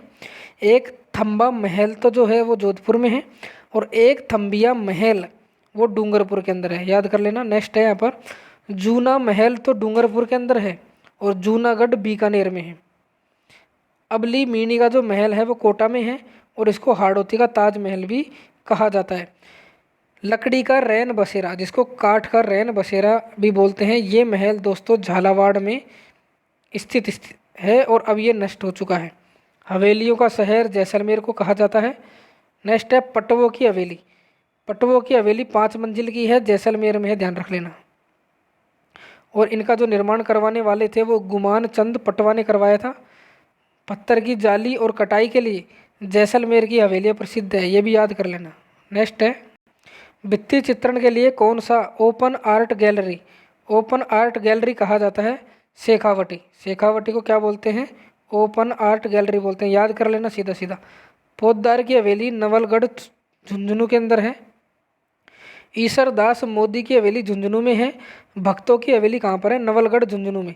राखी हवेली कहाँ पर है, जोधपुर में। राखी हवेली ध्यान रख लेना कहाँ पर है, जोधपुर में है। राखी हवेली जोधपुर में है। भक्तों की हवेली नवलगढ़ झुंझुनू में है। ईसरदास मोदी की भी झुंझुनू में ही है। पुष्य नक्षत्र की हवेली, ये इसका निर्माता जो है वो स्पष्ट नहीं है लेकिन जोधपुर में ही है। बच्छावतों की हवेली बीकानेर में है। रामपुरिया की हवेली बीकानेर में है। सुनहरी कोठी इंपॉर्टेंट प्रश्न है जो कि टोंक के अंदर स्थित है। गुलाब बाग और सहेलियों की बाड़ी उदयपुर के अंदर है। आहड़ की जो महासतिया है वो किस राजवंश का शमशान घाट है, तो वो हो जाएगा सिसोदिया राजवंश का। नेक्स्ट है यहाँ पर देवी कुंड सागर बीकानेर किस राजवंश का शमशान स्थान है, तो राठौड़ों का शमशान स्थान है देवी कुंड सागर। मंडोर की छतरी राठौड़ राजवंश जोधपुर। जसवंत थड़ा जोधपुर, इसका निर्माण करवाने वाले थे महाराजा सरदार सिंह। जसवंत थड़ा का जो निर्माण करवाया था वो सरदार सिंह ने करवाया था, ये आपको याद कर लेना है।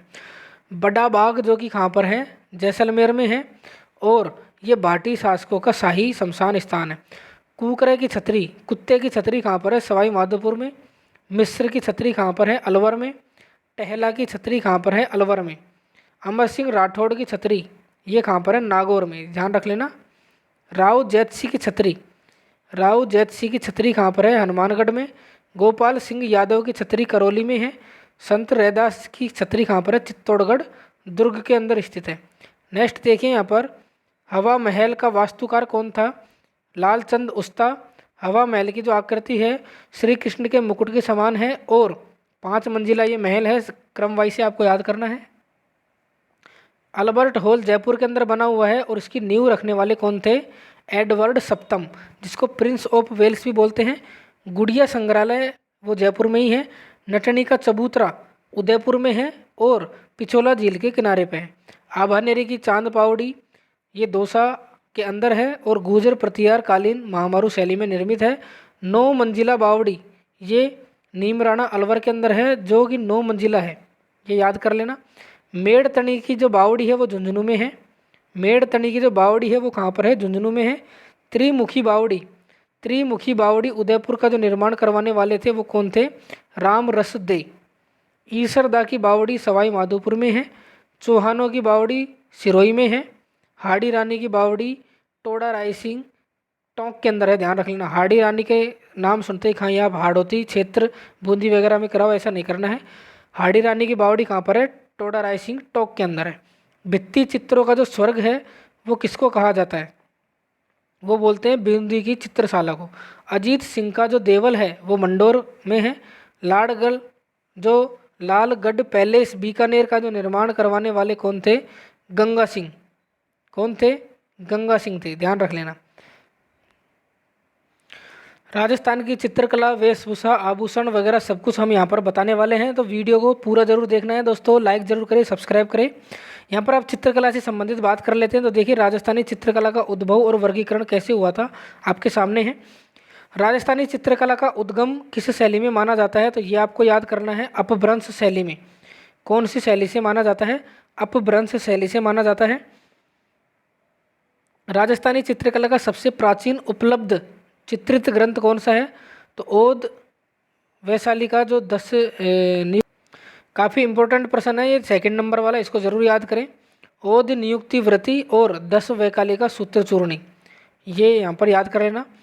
ये जो ग्रंथ है वो जिनभद्र सूरी भंडार जैसलमेर के अंदर रखे गए हैं। राजस्थानी चित्रकला का सबसे पहले वैज्ञानिक विभाजन करने वाले का जो नाम था वो था आनंद कुमार स्वामी। आनंद कुमार स्वामी ने अपनी पुस्तक में यह विभाजन प्रस्तुत किया था, तो वो पुस्तक का नाम था राजपूत पेंटिंग, जो कि 1916 में प्रकाशित हुई थी। राजपूत चित्रकला नाम जो देने वाले थे वो आनंद कुमार स्वामी ने ही राजपूत चित्रकला का नाम इसको दिया था। नेक्स्ट है हिंदू शैली का नाम किसने दिया था? NC मेहता ने। किसने दिया था? NC मेहता ने दिया। भौगोलिक और सांस्कृतिक आधार पर राजस्थानी चित्रकला को कितनी शैलियों में बांटा गया है? तो 4 शैली के अंदर, 4 स्कूलों के अंदर बांटा गया है। और ये 4 स्कूलों के नाम आपके सामने है, देखिए। मेवाड़, मारवाड़, हाड़ौती और ढूंढाड़। राजस्थानी चित्रकला का जो स्वर्णकाल है, स्वर्ण युग है, वो 17वीं से लेकर 18वीं शताब्दी को माना जाता है। राजस्थानी चित्रकला पर प्रारंभ में किस शैली का प्रभाव था? तो जैन, गुजरात और अपभ्रंश शैली का प्रभाव था। किस मुगल बादशाह के समय राजस्थानी चित्रकला पर मुगल प्रभाव प्रारंभ हुआ? तो अकबर। किस मुगल बादशाह के समय मुगल प्रभाव सर्वाधिक रहा? जहांगीर। राजस्थानी चित्रकला का जो प्रधान विषय है वो क्या रहा है, वो आपको बताना है। तो देखिए प्रधान विषय रहा है यहाँ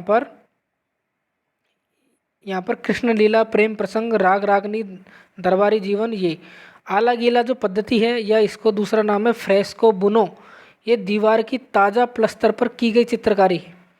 अर्थात आला गीला इसलिए बोलते हैं क्योंकि वो दीवार आली रहती है, मतलब गीली रहती है, वो उसी पर चित्रकारी की जाती है, इसलिए इसको आला गीला पद्धति या फ्रेस्को बुनो पद्धति भी बोलते हैं।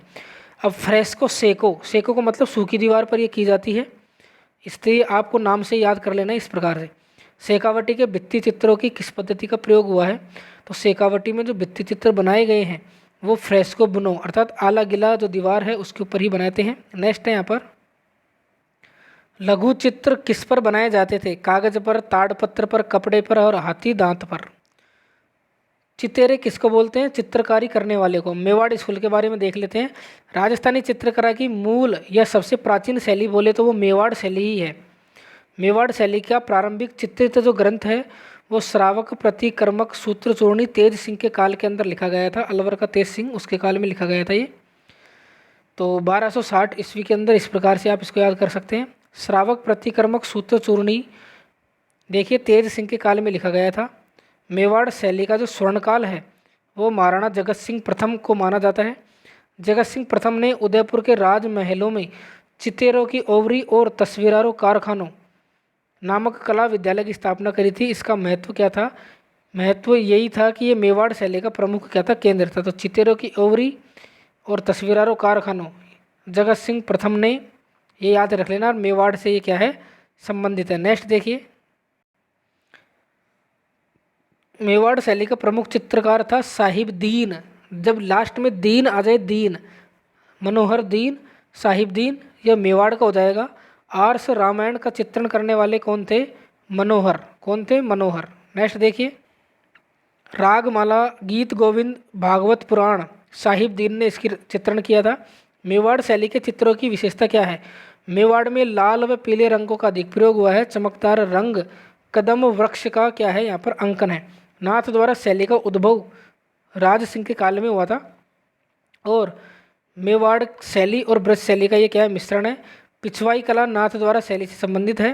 पिछवाई क्या होती है, तो भगवान श्रीनाथ जी की मूर्ति के पीछे दीवार पर जो कपड़ा लगाया जाता है, उस पर बड़े चित्र होते हैं, उसको पिछवाई बोलते हैं। पिछवाई का मुख्य विशेषता क्या होती है, श्री कृष्ण की लीलाएं। नाथ द्वारा शैली के जो प्रमुख चित्रकार हैं वो कौन कौन से हैं, नारायण, चतुर्भुज, घासीराम, उदयराम, सभी भगवान के नाम हैं। तो इस तरीके से आप याद कर सकते हैं। और नाथ द्वारा शैली के जो महिला चित्रकार हैं, कमला और इलायची, इनको आपको जरूर याद कर लेना है, काफ़ी इंपॉर्टेंट ये हैं। नाथ द्वारा शैली में केले के वृक्ष और पशु में गाय का प्रमुख अंकन है। देवगढ़ शैली के 3 शैलियों का मिश्रण है। देवगढ़ शैली, मेवाड़, मारवाड़, ढूंढाड़। देवगढ़ शैली के जो चित्रकार है, बगता, कमला, चोखा और बैजनाथ, ये याद कर लेना, स्टार। चावंड शैली का जो विकास है महाराणा प्रताप के काल में हुआ था। और अमर सिंह प्रथम का जो काल था वो चावंड शैली का स्वर्णकाल था। चावंड के प्रसिद्ध चित्रकार नसीरुद्दीन, जिसको निसारुद्दीन भी बोलते हैं, इसने रागमाला का चित्रण किया था। उदयपुर शैली में शिकार के दृश्यों का जो अंकन किया गया है, तो शिकार के जो दृश्य हैं उनको क्या बोलते हैं,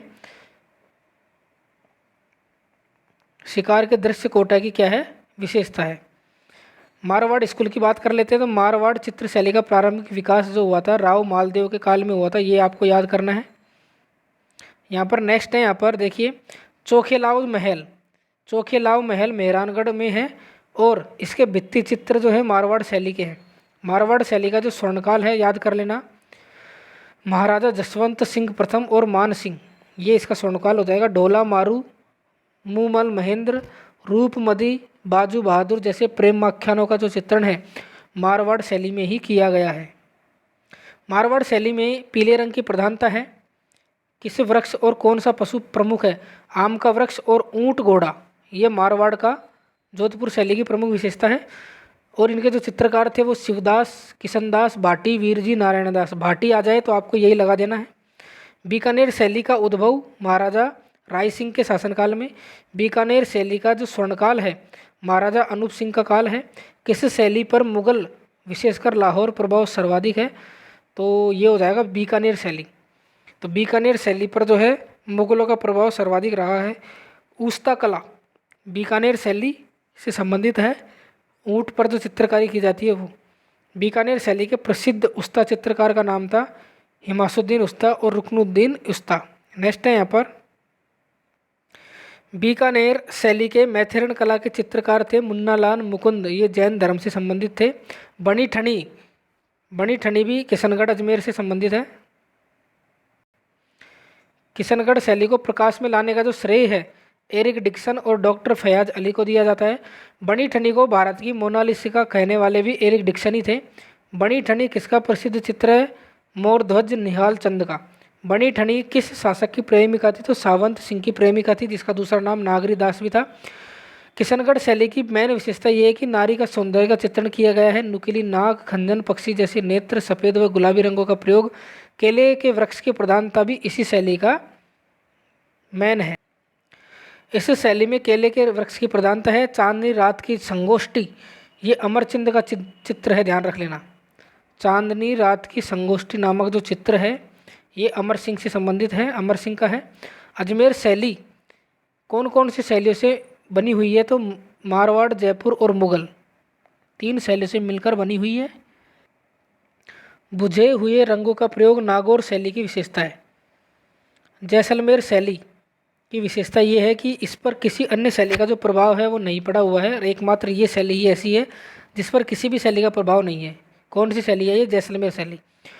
मूमल जो बना हुआ है चित्र वो जैसलमेर शैली का ही है। नेक्स्ट स्कूल है हाड़ौती स्कूल।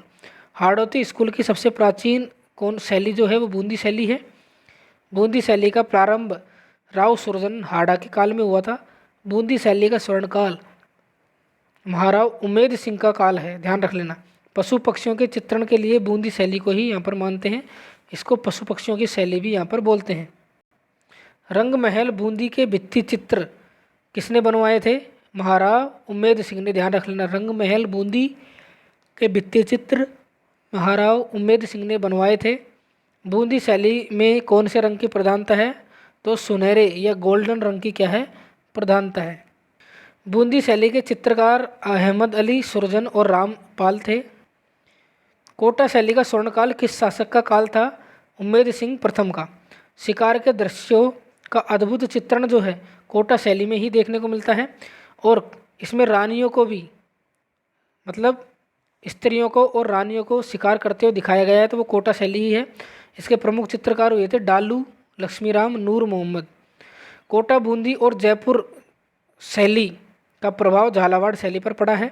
नेक्स्ट स्कूल है ढूंढाड़ स्कूल। तो ढूंढाड़ स्कूल के बारे में देखिए। ढूंढाड़ स्कूल की सबसे प्राचीन शैली है आमेर शैली। आमेर शैली का जो प्रारंभ है राजा मान सिंह के काल में हुआ था, ये ध्यान रख लेना। आमेर शैली पर सर्वाधिक जो प्रभाव पड़ा है वो मुगल शैली का पड़ा है। यशोदा चित्रण, रज्जमनामा, महाभारत का जो फारसी अनुवाद है वो रज्जमनामा है, और ये आमेर शैली में ही बने हुए हैं। जयपुर शैली का जो स्वर्णकाल है वो सवाई प्रताप सिंह का काल है। किस शैली में आदमकद व्यक्ति के चित्र अर्थात पोर्ट्रेट पेंटिंग की शुरुआत हुई थी? वो जयपुर शैली है। सवाई ईश्वर सिंह का आदमकद चित्र साहिब राम ने बनवाया था। और जयपुर शैली के प्रमुख चित्रकार थे साहिब राम, मोहम्मद शाह है। जयपुर शैली में हरे और केसरी रंग की प्रधानता है। पीपल का वृक्ष की प्रधानता है। अलवर शैली की बात करें तो अलवर शैली में जयपुर और दिल्ली अर्थात जयपुर और मुगल शैली का मिश्रण है। अलवर शैली का जो स्वर्णकाल है वो विनय सिंह का काल है, ध्यान रख लेना। विनय सिंह का जो काल है वो स्वर्णकाल है अलवर शैली का। नेक्स्ट है यहाँ पर वेश्याओं या गणिकाओं के जो चित्र है वो आपको अलवर शैली में ही देखने को मिलेंगे। काम शास्त्र पर आधारित चित्र, योगासन के चित्र अलवर शैली में देखने को मिलेंगे। गुलिस्ता ग्रंथ गुलाम अली महाराजा विनय सिंह के समय। अलवर शैली के चित्रकार डालचंद बलदेव गुलाम अली थे। उनियारा शैली जयपुर और बूंदी। शेखावटी शैली हवेलियों पर बने चित्रों के लिए प्रसिद्ध है। शेखावटी को क्या कहा जाता है? ओपन आर्ट गैलरी शेखावटी को कहा जाता है। भित्ति चित्रों में लोक जीवन की जो झांकी है वो शेखावटी शैली में है। चित्रकला के अन्य महत्वपूर्ण प्रश्न। फट चित्रण के लिए कौन सा स्थान प्रमुख है? शाहपुरा भीलवाड़ा। फट चित्रण किस जाति के कलाकार हैं? जोशी या छिपा जनजाति। फट किस पर बनाई जाती है? कपड़े पर। श्रीलाल जोशी का संबंध फट चित्रण से है, ये ध्यान रख लेना। श्रीलाल जोशी फट चित्रण से संबंधित है।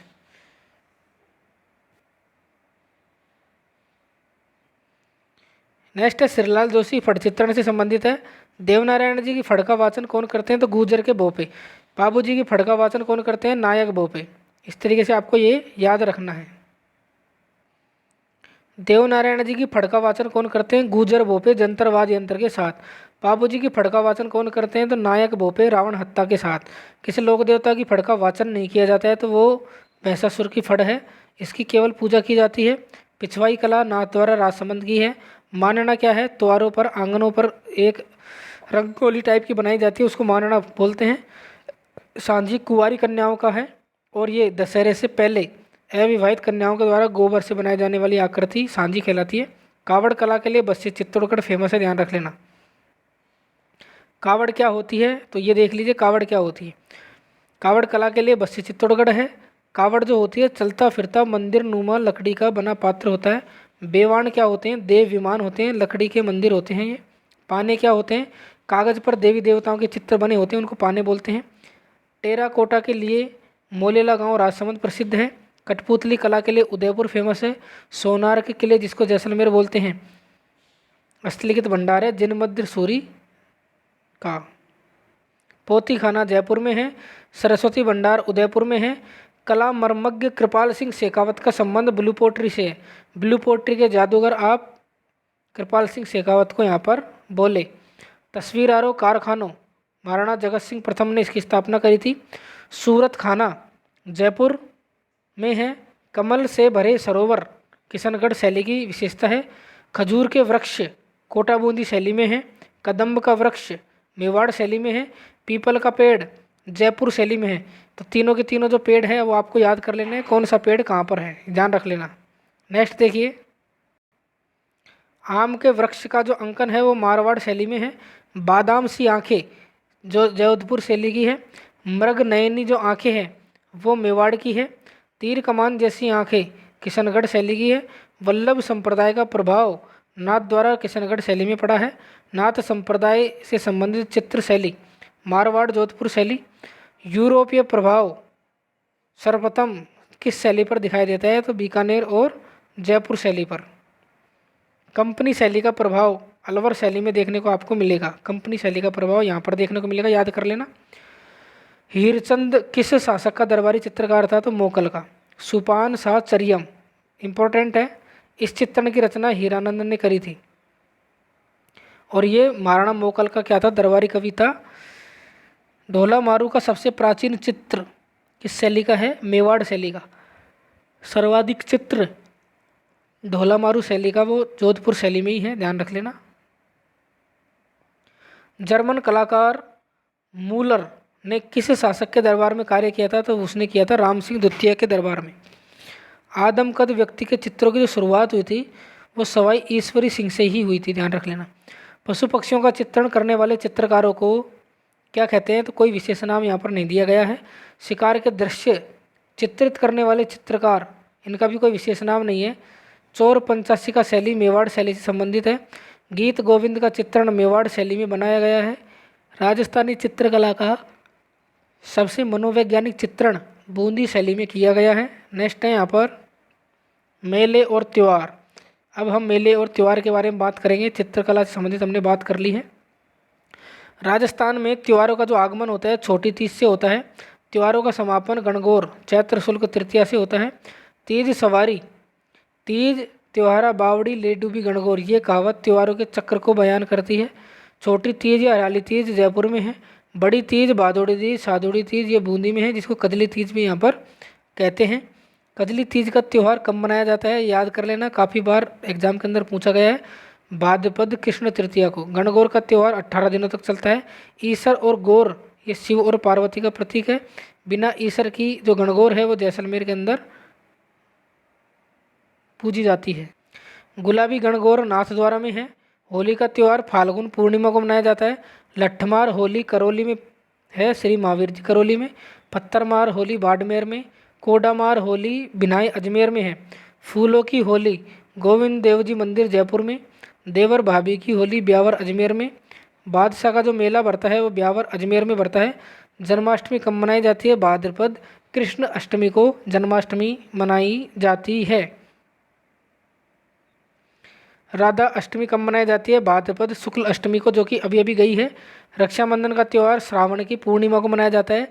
शरद पूर्णिमा आश्विन पूर्णिमा को मनाई जाती है, जो कि यहाँ पर आने वाली है, याद कर लेना। आश्विन पूर्णिमा भादवा के भाद्रपद महीने के जितने भी त्यौहार हैं या मेले हैं उनको जरूर याद करें, यहाँ से क्वेश्चन 100% आएगा। करवा चौथ का जो व्रत है कार्तिक कृष्ण चतुर्थी को मनाया जाता है। दिवाली का त्यौहार कार्तिक अमावस्या को। गोवर्धन की पूजा कार्तिक शुक्ल प्रतिपदा को। देवउठनी 11 कार्तिक शुक्ल एकादशी को। मकर संक्रांति 14 जनवरी को मनाई जाती है, फिक्स डेट है दोस्तों। महाशिवरात्रि कब मनाई जाती है, तो फाल्गुन कृष्ण त्रयोदशी को।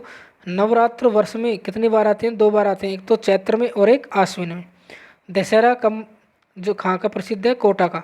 ऊंट महोत्सव बीकानेर का है, जनवरी में मनाया जाता है। मरु महोत्सव जैसलमेर का है, फरवरी में मनाया जाता है, याद कर लेना। दोनों के दोनों महोत्सव इंपॉर्टेंट है। वीडियो को रोक कर इनको स्क्रीनशॉट भी आप ले सकते हैं। वीडियो पसंद आ रही हो तो लाइक ज़रूर करें।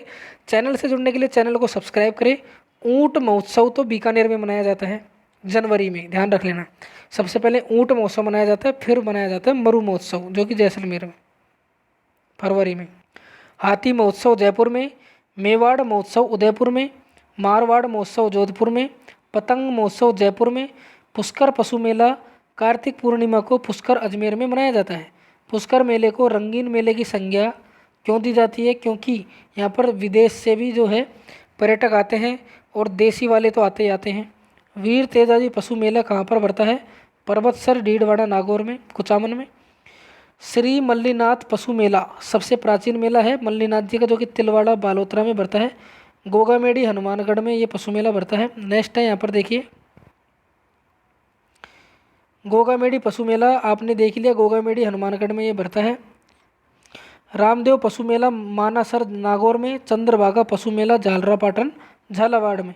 बेणेश्वर धाम आदिवासियों का कुंभ जिसको बोलते हैं नवाटापरा डूंगरपुर में, पटवारी एग्जाम के अंदर ये क्वेश्चन आया था। सीताबाड़ी मेला शहरियों का कुंभ केलवाड़ा 12 के अंदर ये बढ़ता है। नेक्स्ट देखिए गलियाकोट का उर्स जिसको दाऊदी बोरा संप्रदाय का उर्स भी बोलते हैं, तो डूंगरपुर में बढ़ता है गलियाकोट में। सालासर बालाजी का मेला सालासर चोरू के अंदर। खाटू श्याम जी का मेला सीकर के अंदर। डिग्गी कल्याण जी का मंदिर टोंक में, मेला भी यहीं बढ़ता है। बर्तरे जी का मेला अलवर में बढ़ता है सरिस्का में। पांडुपोड़ का मेला भी अलवर में बढ़ता है। सहावा का सिख मेला सबसे बड़ा मेला है जो कि सहावा चूरू के अंदर बढ़ता है। तो ये स्थान याद कर लेंगे तो आपको ऑटोमेटिक याद आ जाएगा सहावा कहाँ पर है, चूरू के अंदर है। नेक्स्ट देखिए दधी माता का मेला कहाँ पर बढ़ता है? गोठ मांगलोद नागौर के अंदर दधी माता का क्या बढ़ता है? मेला बढ़ता है। चार भुजा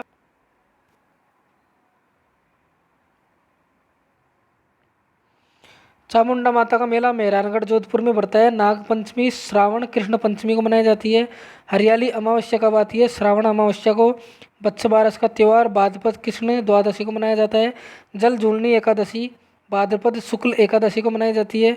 श्राद्ध पक्ष वो आश्विन माह के कृष्ण पक्ष में शुरू हो जाएंगे। अक्षय तृतीया आखा तीज कब मनाई जाती है? बैसाख शुक्ल तृतीया को मनाई जाती है। अबूझ सावा जो होता है अक्षय तृतीया को ही बोला जाता है, यहाँ पर याद कर लेना। उसके बाद में निर्जला एकादशी जेठ शुक्ल एकादशी को, गुरु पूर्णिमा या व्यास पूर्णिमा आषाढ़ पूर्णिमा को कहते हैं। देव सैनी एकादशी देव सौनी 11 आषाढ़ में आती है शुक्ल एकादशी को। होलाष्टक हो फाल्गुन शुक्ल अष्टमी से पूर्णिमा तक। धुलंडी कब मनाई जाती है? चैत्र कृष्ण प्रतिपदा को, ध्यान रख लेना। ऋषभदेव जयंती चैत्र कृष्ण नवमी को मनाई जाती है। राम नवमी कब मनाई जाती है? चैत्र शुक्ल नवमी को। हनुमान जयंती चैत्र पूर्णिमा को मनाई जाती है। बुद्ध पूर्णिमा या पीपल पुण्य ये आती है वैशाख पूर्णिमा में। नरसिंह जयंती वैशाख शुक्ल चतुर्दशी। हिंडोला उत्सव पुष्कर और नाथद्वारा में मनाया जाता है। फूलडोल महोत्सव शाहपुरा में चैत के महीने में मनाया जाता है। अन्नकूट महोत्सव नाथद्वारा राजसमंद का प्रसिद्ध है। बैलून महोत्सव बाड़मेर का प्रसिद्ध है। गरुड़ मेला बंसी पहाड़पुर भरतपुर में बढ़ता है। जौहर मेला चित्तौड़गढ़ दुर्ग में। चंद्र प्रभु का मेला तिजारा अलवर में। चुंगी तीर्थ मेला जैसलमेर में बढ़ता है। डोल मेला बारा में बढ़ता है। रानी सती का मेला झुंझुनू में बढ़ता है। लोहारगल जो मेला बढ़ता है वो झुंझुनू में बढ़ता है। वट वृक्ष का मेला मांगल्यावास अजमेर में। कल्प वृक्ष का मेला मांगल्यावास अजमेर में। जैन धर्म का सबसे बड़ा मेला करौली में बढ़ता है श्री महावीर जी। पर्युषण पर्व और 10 लक्षण पर्व ये जैन धर्म से संबंधित है। चेटी चंड का त्यौहार सिंधी समाज में मनाया जाता है। भगवान झूलेलाल का जन्मोत्सव। थदड़ी सातम और चालीहा महोत्सव सिंधी समाज से संबंधित है। क्रिसमस और गुड फ्राइडे ईसाई धर्म से संबंधित है। अब यहाँ पर नेक्स्ट बात करते हैं रीति रिवाज वेशभूषा और आभूषण से। जन्म के समय बालक को गुड़ या शहद चटाने की जो रस्म होती है उसको क्या बोलते हैं? उसको बोलते हैं दोस्तों गुट्टी देना। क्या बोलते हैं? गुट्टी देना। जन्म के समय कुछ दिनों बाद सूर्य का दर्शन करवाया जाता है तो इस परंपरा को आख्या क्या बोलते हैं? आख्या बोलते हैं। जलमा पूजन या कुआं पूजन बच्चे के जन्म के कुछ दिन बाद विद्या आरंभ से पहले बालक को गुरु के पास ले जाने की जो रस्म होती है वो उसको बोलते हैं उपनयन संस्कार। विवाह से पहले वर वधू को तेल और उपटन लगाने की रस्म जो होती है उसको बोलते हैं पीठी बैठाना या बाण बैठाना। वर वधू के द्वारा कपड़े गहने आदि को लेके जाते हैं उसको पड़ला बोलते हैं। क्या बोलते हैं? बरी पड़ला। विवाह के दिन वर के निकास के समय गाए जाने वाले गीत घोड़े गीत होते हैं। तोरण मारना ये प्रतीक विजय का होता है। किसका होता है? विजय का। हथलेवा और पाणी ग्रहण संस्कार विवाह में फेरों के समय वर वधु से हाथ मिलाने को कहा जाता है। विवाह के बाद वधु के स्वागत में वर पक्ष के द्वारा दिया जाने वाला भोज बड़ार कहा जाता है। आख्या क्या है? वधु के विदाई के समय दिया जाने वाला दहेज। नाता प्रथा क्या होती है? किसी विवाहित स्त्री का दूसरे पुरुष के साथ रहना नाता प्रथा कहलाती है। छेड़ा फाड़ना जो है एक तलाक प्रथा है, ये भीलों के अंदर प्रचलित है। सागड़ी प्रथा या हाड़ी प्रथा बंधुआ मजदूरी से संबंधित है। डाकण प्रथा सबसे पहले कहाँ पर रोक लगी थी? ये लगी थी डाकण प्रथा पर रोक उदयपुर में 1853 में। सती प्रथा पर रोक लगी थी 1822 में बूंदी में।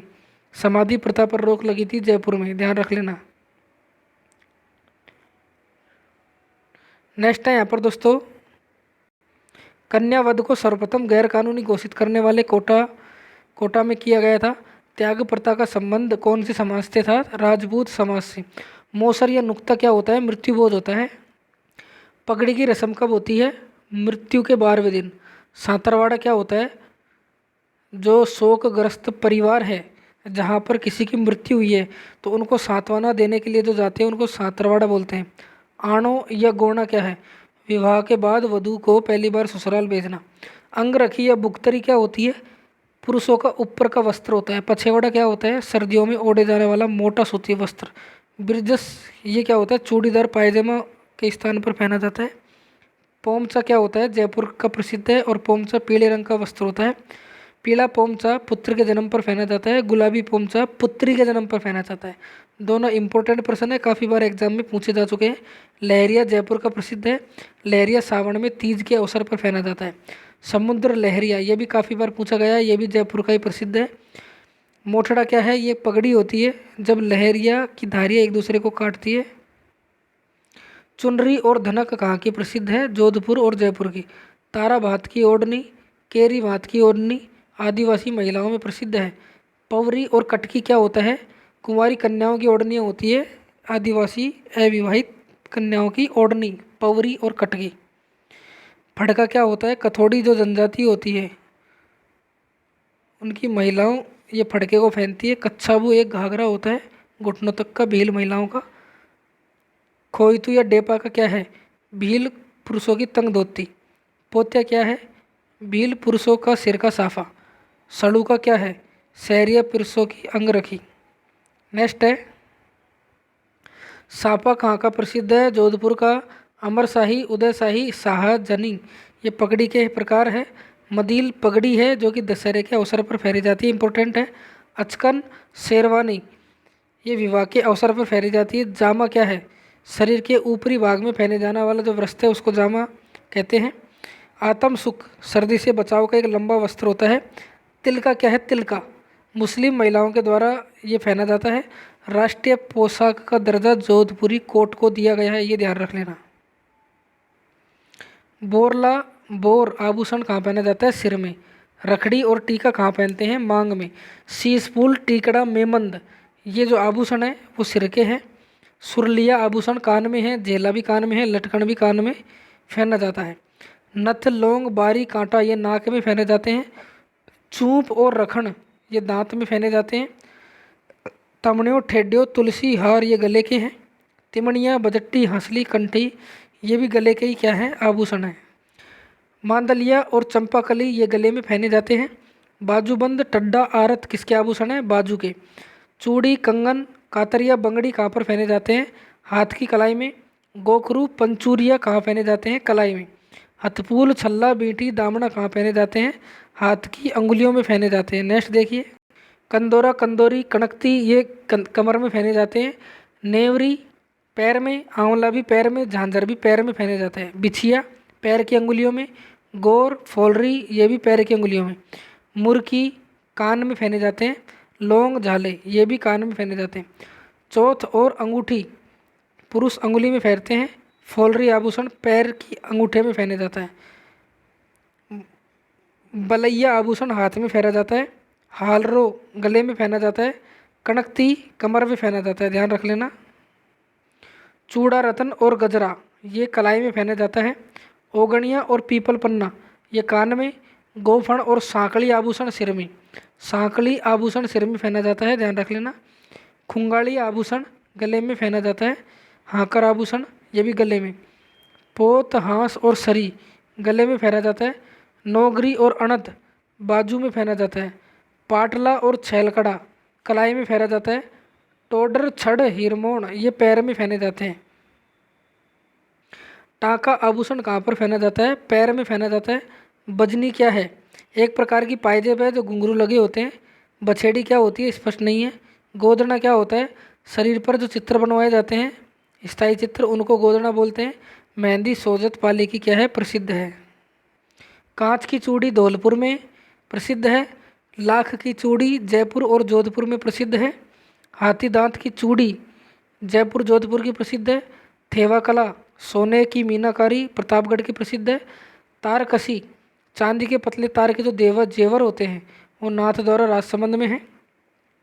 कठपुतली, मोचड़ी, पिछवाई इनमें से कौन सा आभूषण नहीं है? तो कठपुतली और पिछवाई क्या है? आभूषण यहाँ पर नहीं है, जबकि मोचड़ी जो है आभूषण है।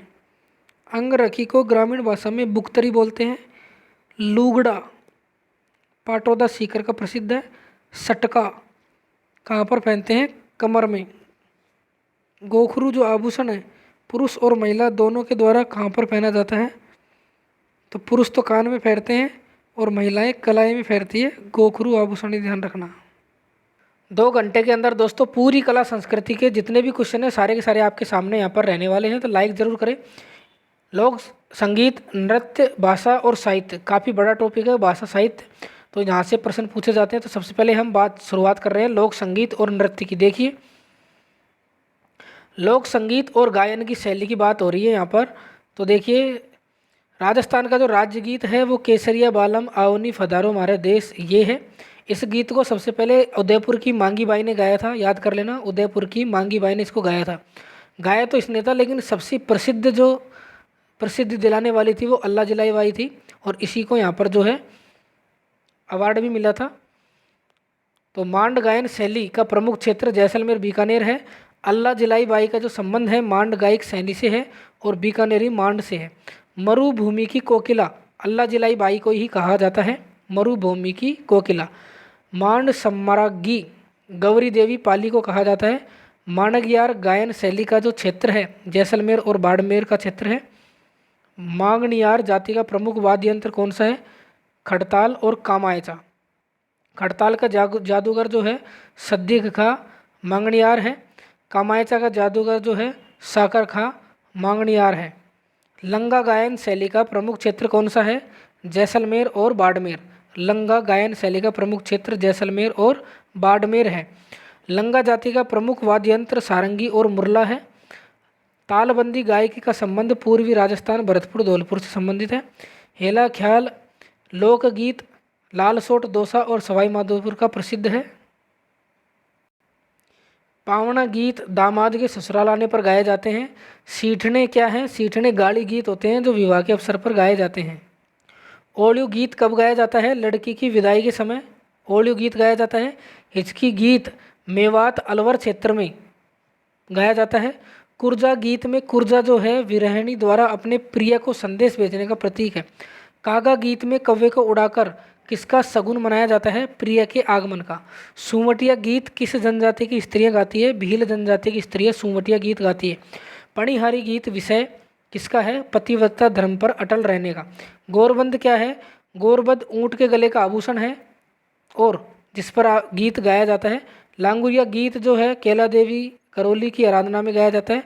जच्चा गीत या होलर गीत पुत्र के जन्म पर गाए जाते हैं, ध्यान रख लेना, पुत्र के जन्म पर जच्चा गीत गाए जाते हैं।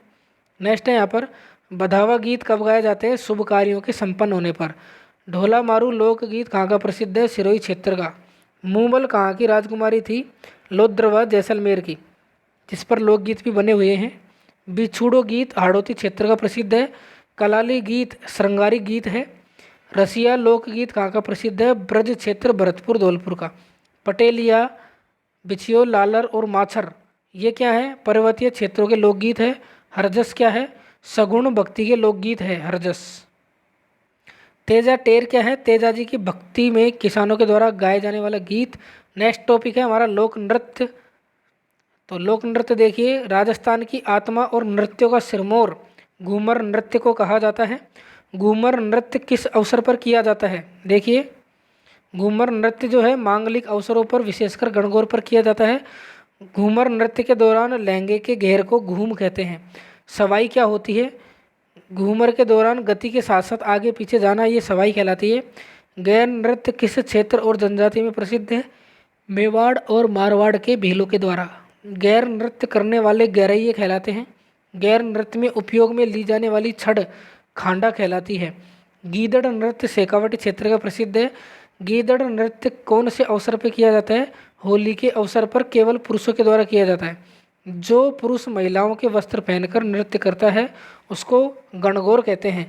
चंग नृत्य कहाँ का प्रसिद्ध है? शेखावटी क्षेत्र का। ढोल नृत्य कहाँ का प्रसिद्ध है? जालोर का। जालोर का ढोल नृत्य धाखना शैली में है और ये जालोर का प्रसिद्ध है। जयनारायण व्यास ने इसको प्रकाश में लाने का श्रेय दिया था। CRPSC सेकंड ग्रेड संस्कृत शिक्षा विभाग में ये क्वेश्चन पूछा गया था।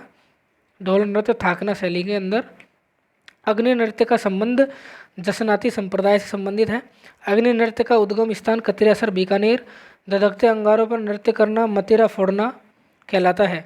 बम नृत्य या बम रसिया अलवर भरतपुर मेवात क्षेत्र का प्रसिद्ध है। बम किस वाद्य यंत्र को बोलते हैं? बड़े नगाड़े को। वालर नृत्य किस जनजाति का घूमर कहलाता है? गरासिया जनजाति का। कौन सा नृत्य बिना किसी वाद्य यंत्र के किया जाता है? तो वालर नृत्य बिना किसी वाद्य यंत्र के किया जाता है।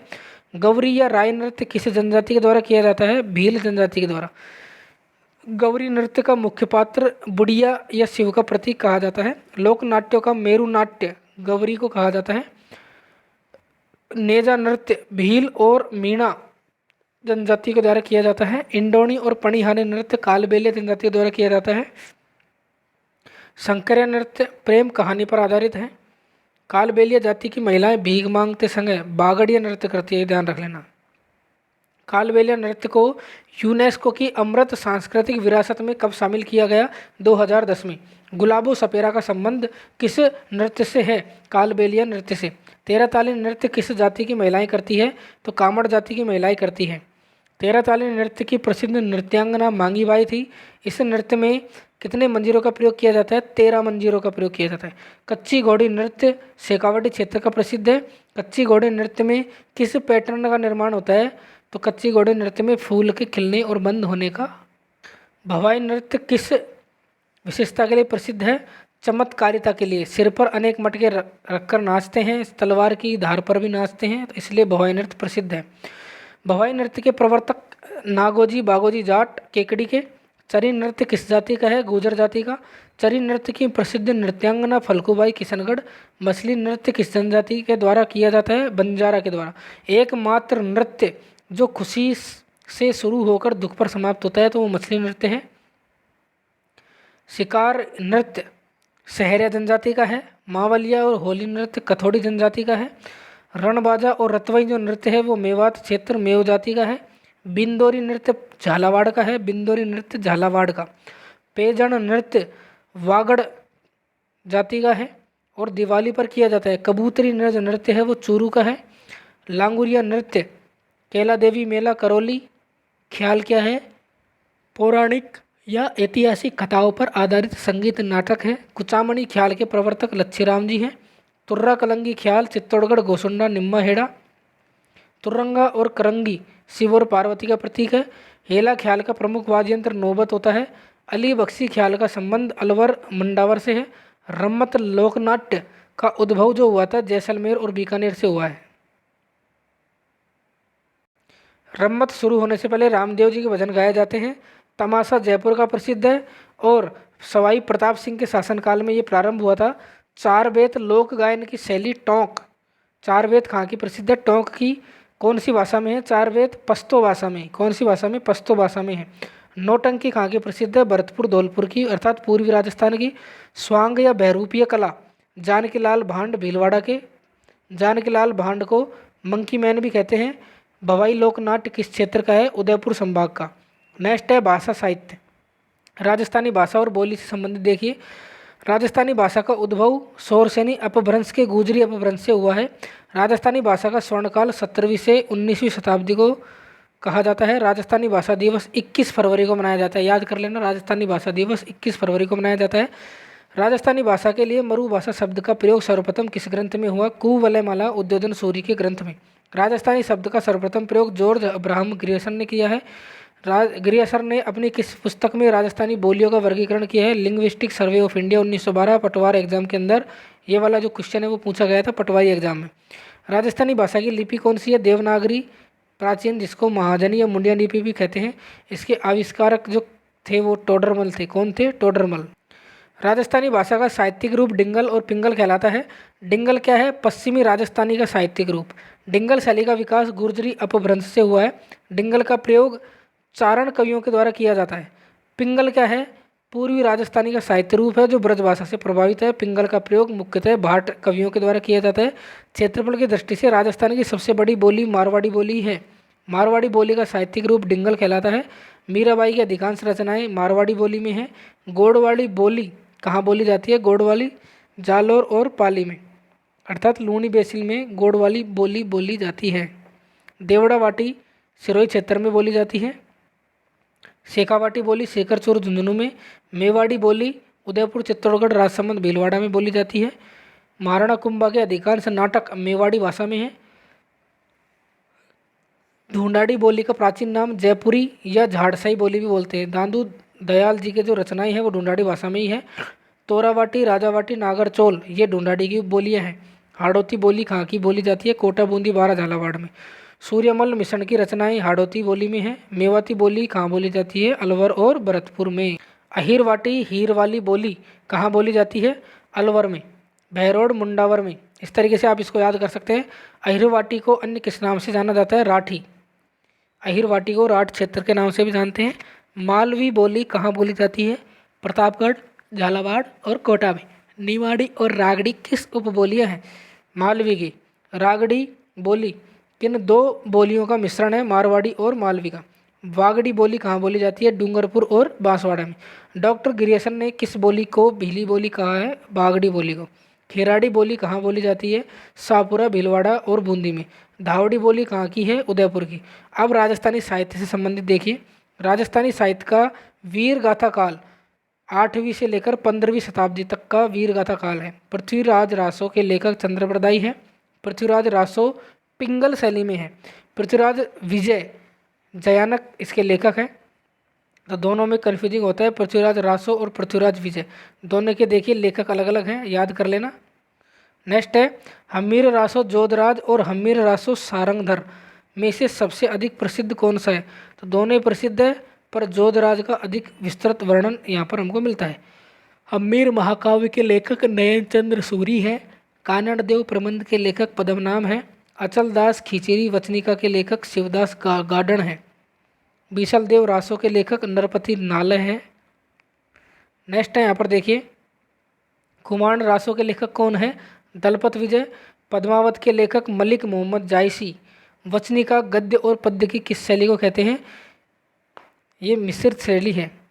ख्यात साहित्य का मुख्य विषय होता है राजवंश का विस्तृत इतिहास।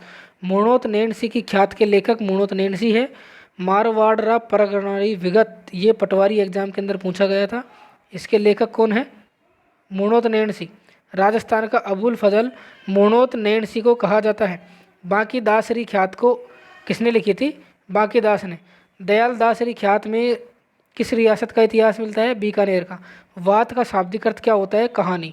वंश भास्कर और वीर सतसई के लेखक कौन है? सूर्यमल मिश्रण।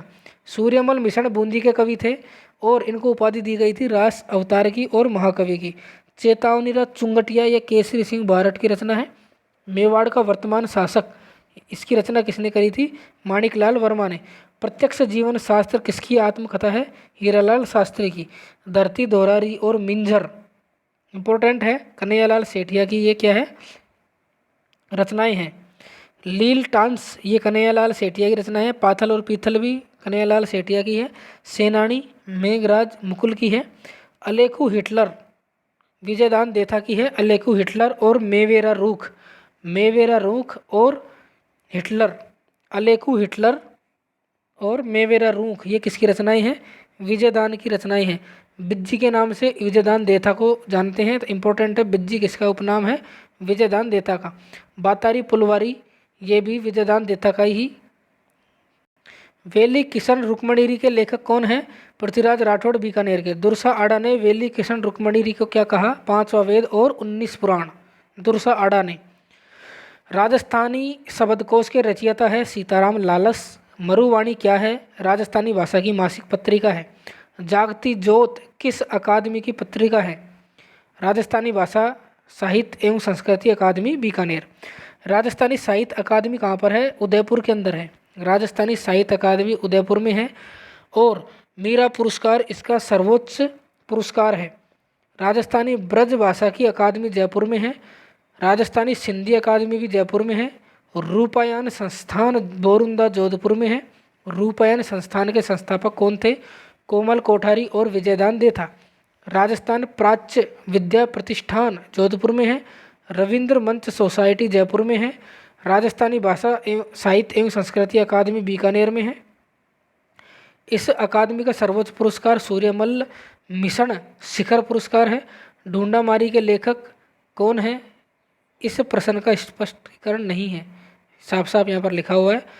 नाट्यरंभा किसकी रचना है? यह पृथ्वीराज चौहान के घोड़े का नाम था। राजवल्लभ और रूपमंडन के लेखक मंडन थे। कुंभा का शिल्पी था ये मंडन। तो राजवल्लभ और रूपमंडन इसकी रचना है। एक लिंग महात्म्य कान्हा व्यास। नेक्स्ट है यहाँ पर देखिए, भरतेश्वर बाहुबली घोर के लेखक कौन थे? वज्रसेन सूरी। राजस्थानी भाषा का प्रथम उपन्यास कनक सुंदरी शिवचंद्र भरतिया ने लिखा था। राजस्थानी भाषा का प्रथम नाटक केसर विलास, ये भी शिवचंद्र भरतिया ने लिखा था। आब है पटकी और घर एक पीड़ा अनेक, यादवेंद्र शर्मा चंद्र इसका है।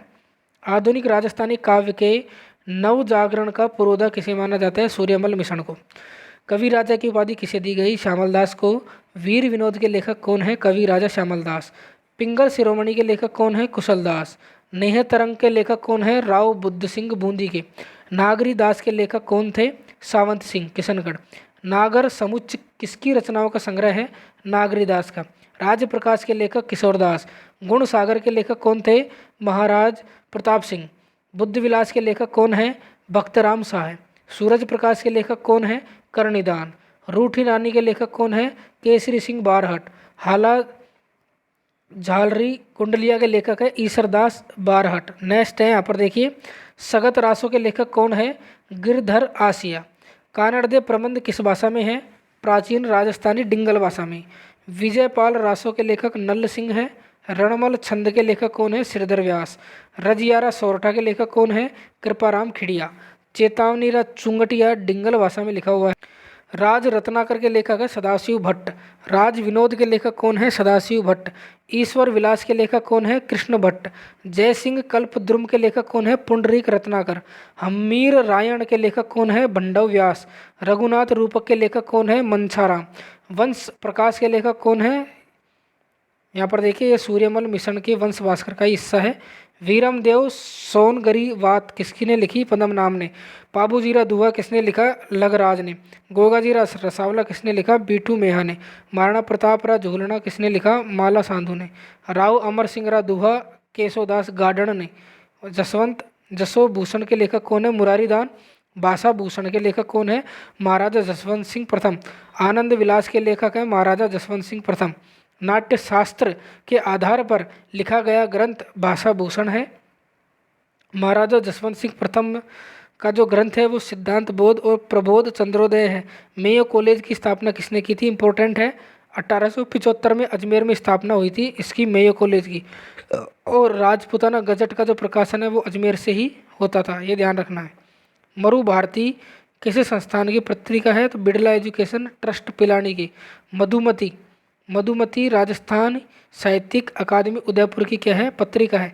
नेक्स्ट देखिए, ब्रज सतदल किस अकादमी की पत्रिका है? राजस्थानी ब्रज भाषा अकादमी जयपुर की। रिहान किस अकादमी की पत्रिका है? राजस्थान सिंधी अकादमी जयपुर। उर्दू अकादमी जयपुर की है। संस्कृत अकादमी जयपुर में है। ललित कला अकादमी भी जयपुर में है। तो उर्दू, संस्कृत और ललित कला अकादमी तीनों की तीनों जयपुर में है। संगीत नाटक अकादमी जोधपुर में है। कन्हैयालाल सहल संस्थान पिलानी में है। शार्दुल राजस्थानी रिसर्च इंस्टीट्यूट कहाँ पर है? बीकानेर में। नगर श्री लोक संस्कृति शोध संस्थान चूरू में है। लोक संस्कृति शोध संस्थान कहाँ पर है? नगर श्री गंगानगर में। मौलाना अबुल कलाम आज़ाद अरबी फारसी शोध संस्थान टोंक में है। राजस्थान राज्य अभिलेखागार ये बीकानेर में है, ध्यान रख लेना। पुरातत्व एवं संग्रहालय विभाग कहाँ पर है? जयपुर में। केंद्रीय साहित्य अकादमी का राजस्थानी भाषा का सर्वोच्च पुरस्कार कौन सा है? साहित्य अकादमी पुरस्कार। तो दोस्तों वीडियो कैसी लगी? वीडियो को लाइक करें, चैनल से जुड़ने के लिए चैनल को सब्सक्राइब करें। फिर मिलेंगे नेक्स्ट वीडियो में, तब तक के लिए आपका धन्यवाद।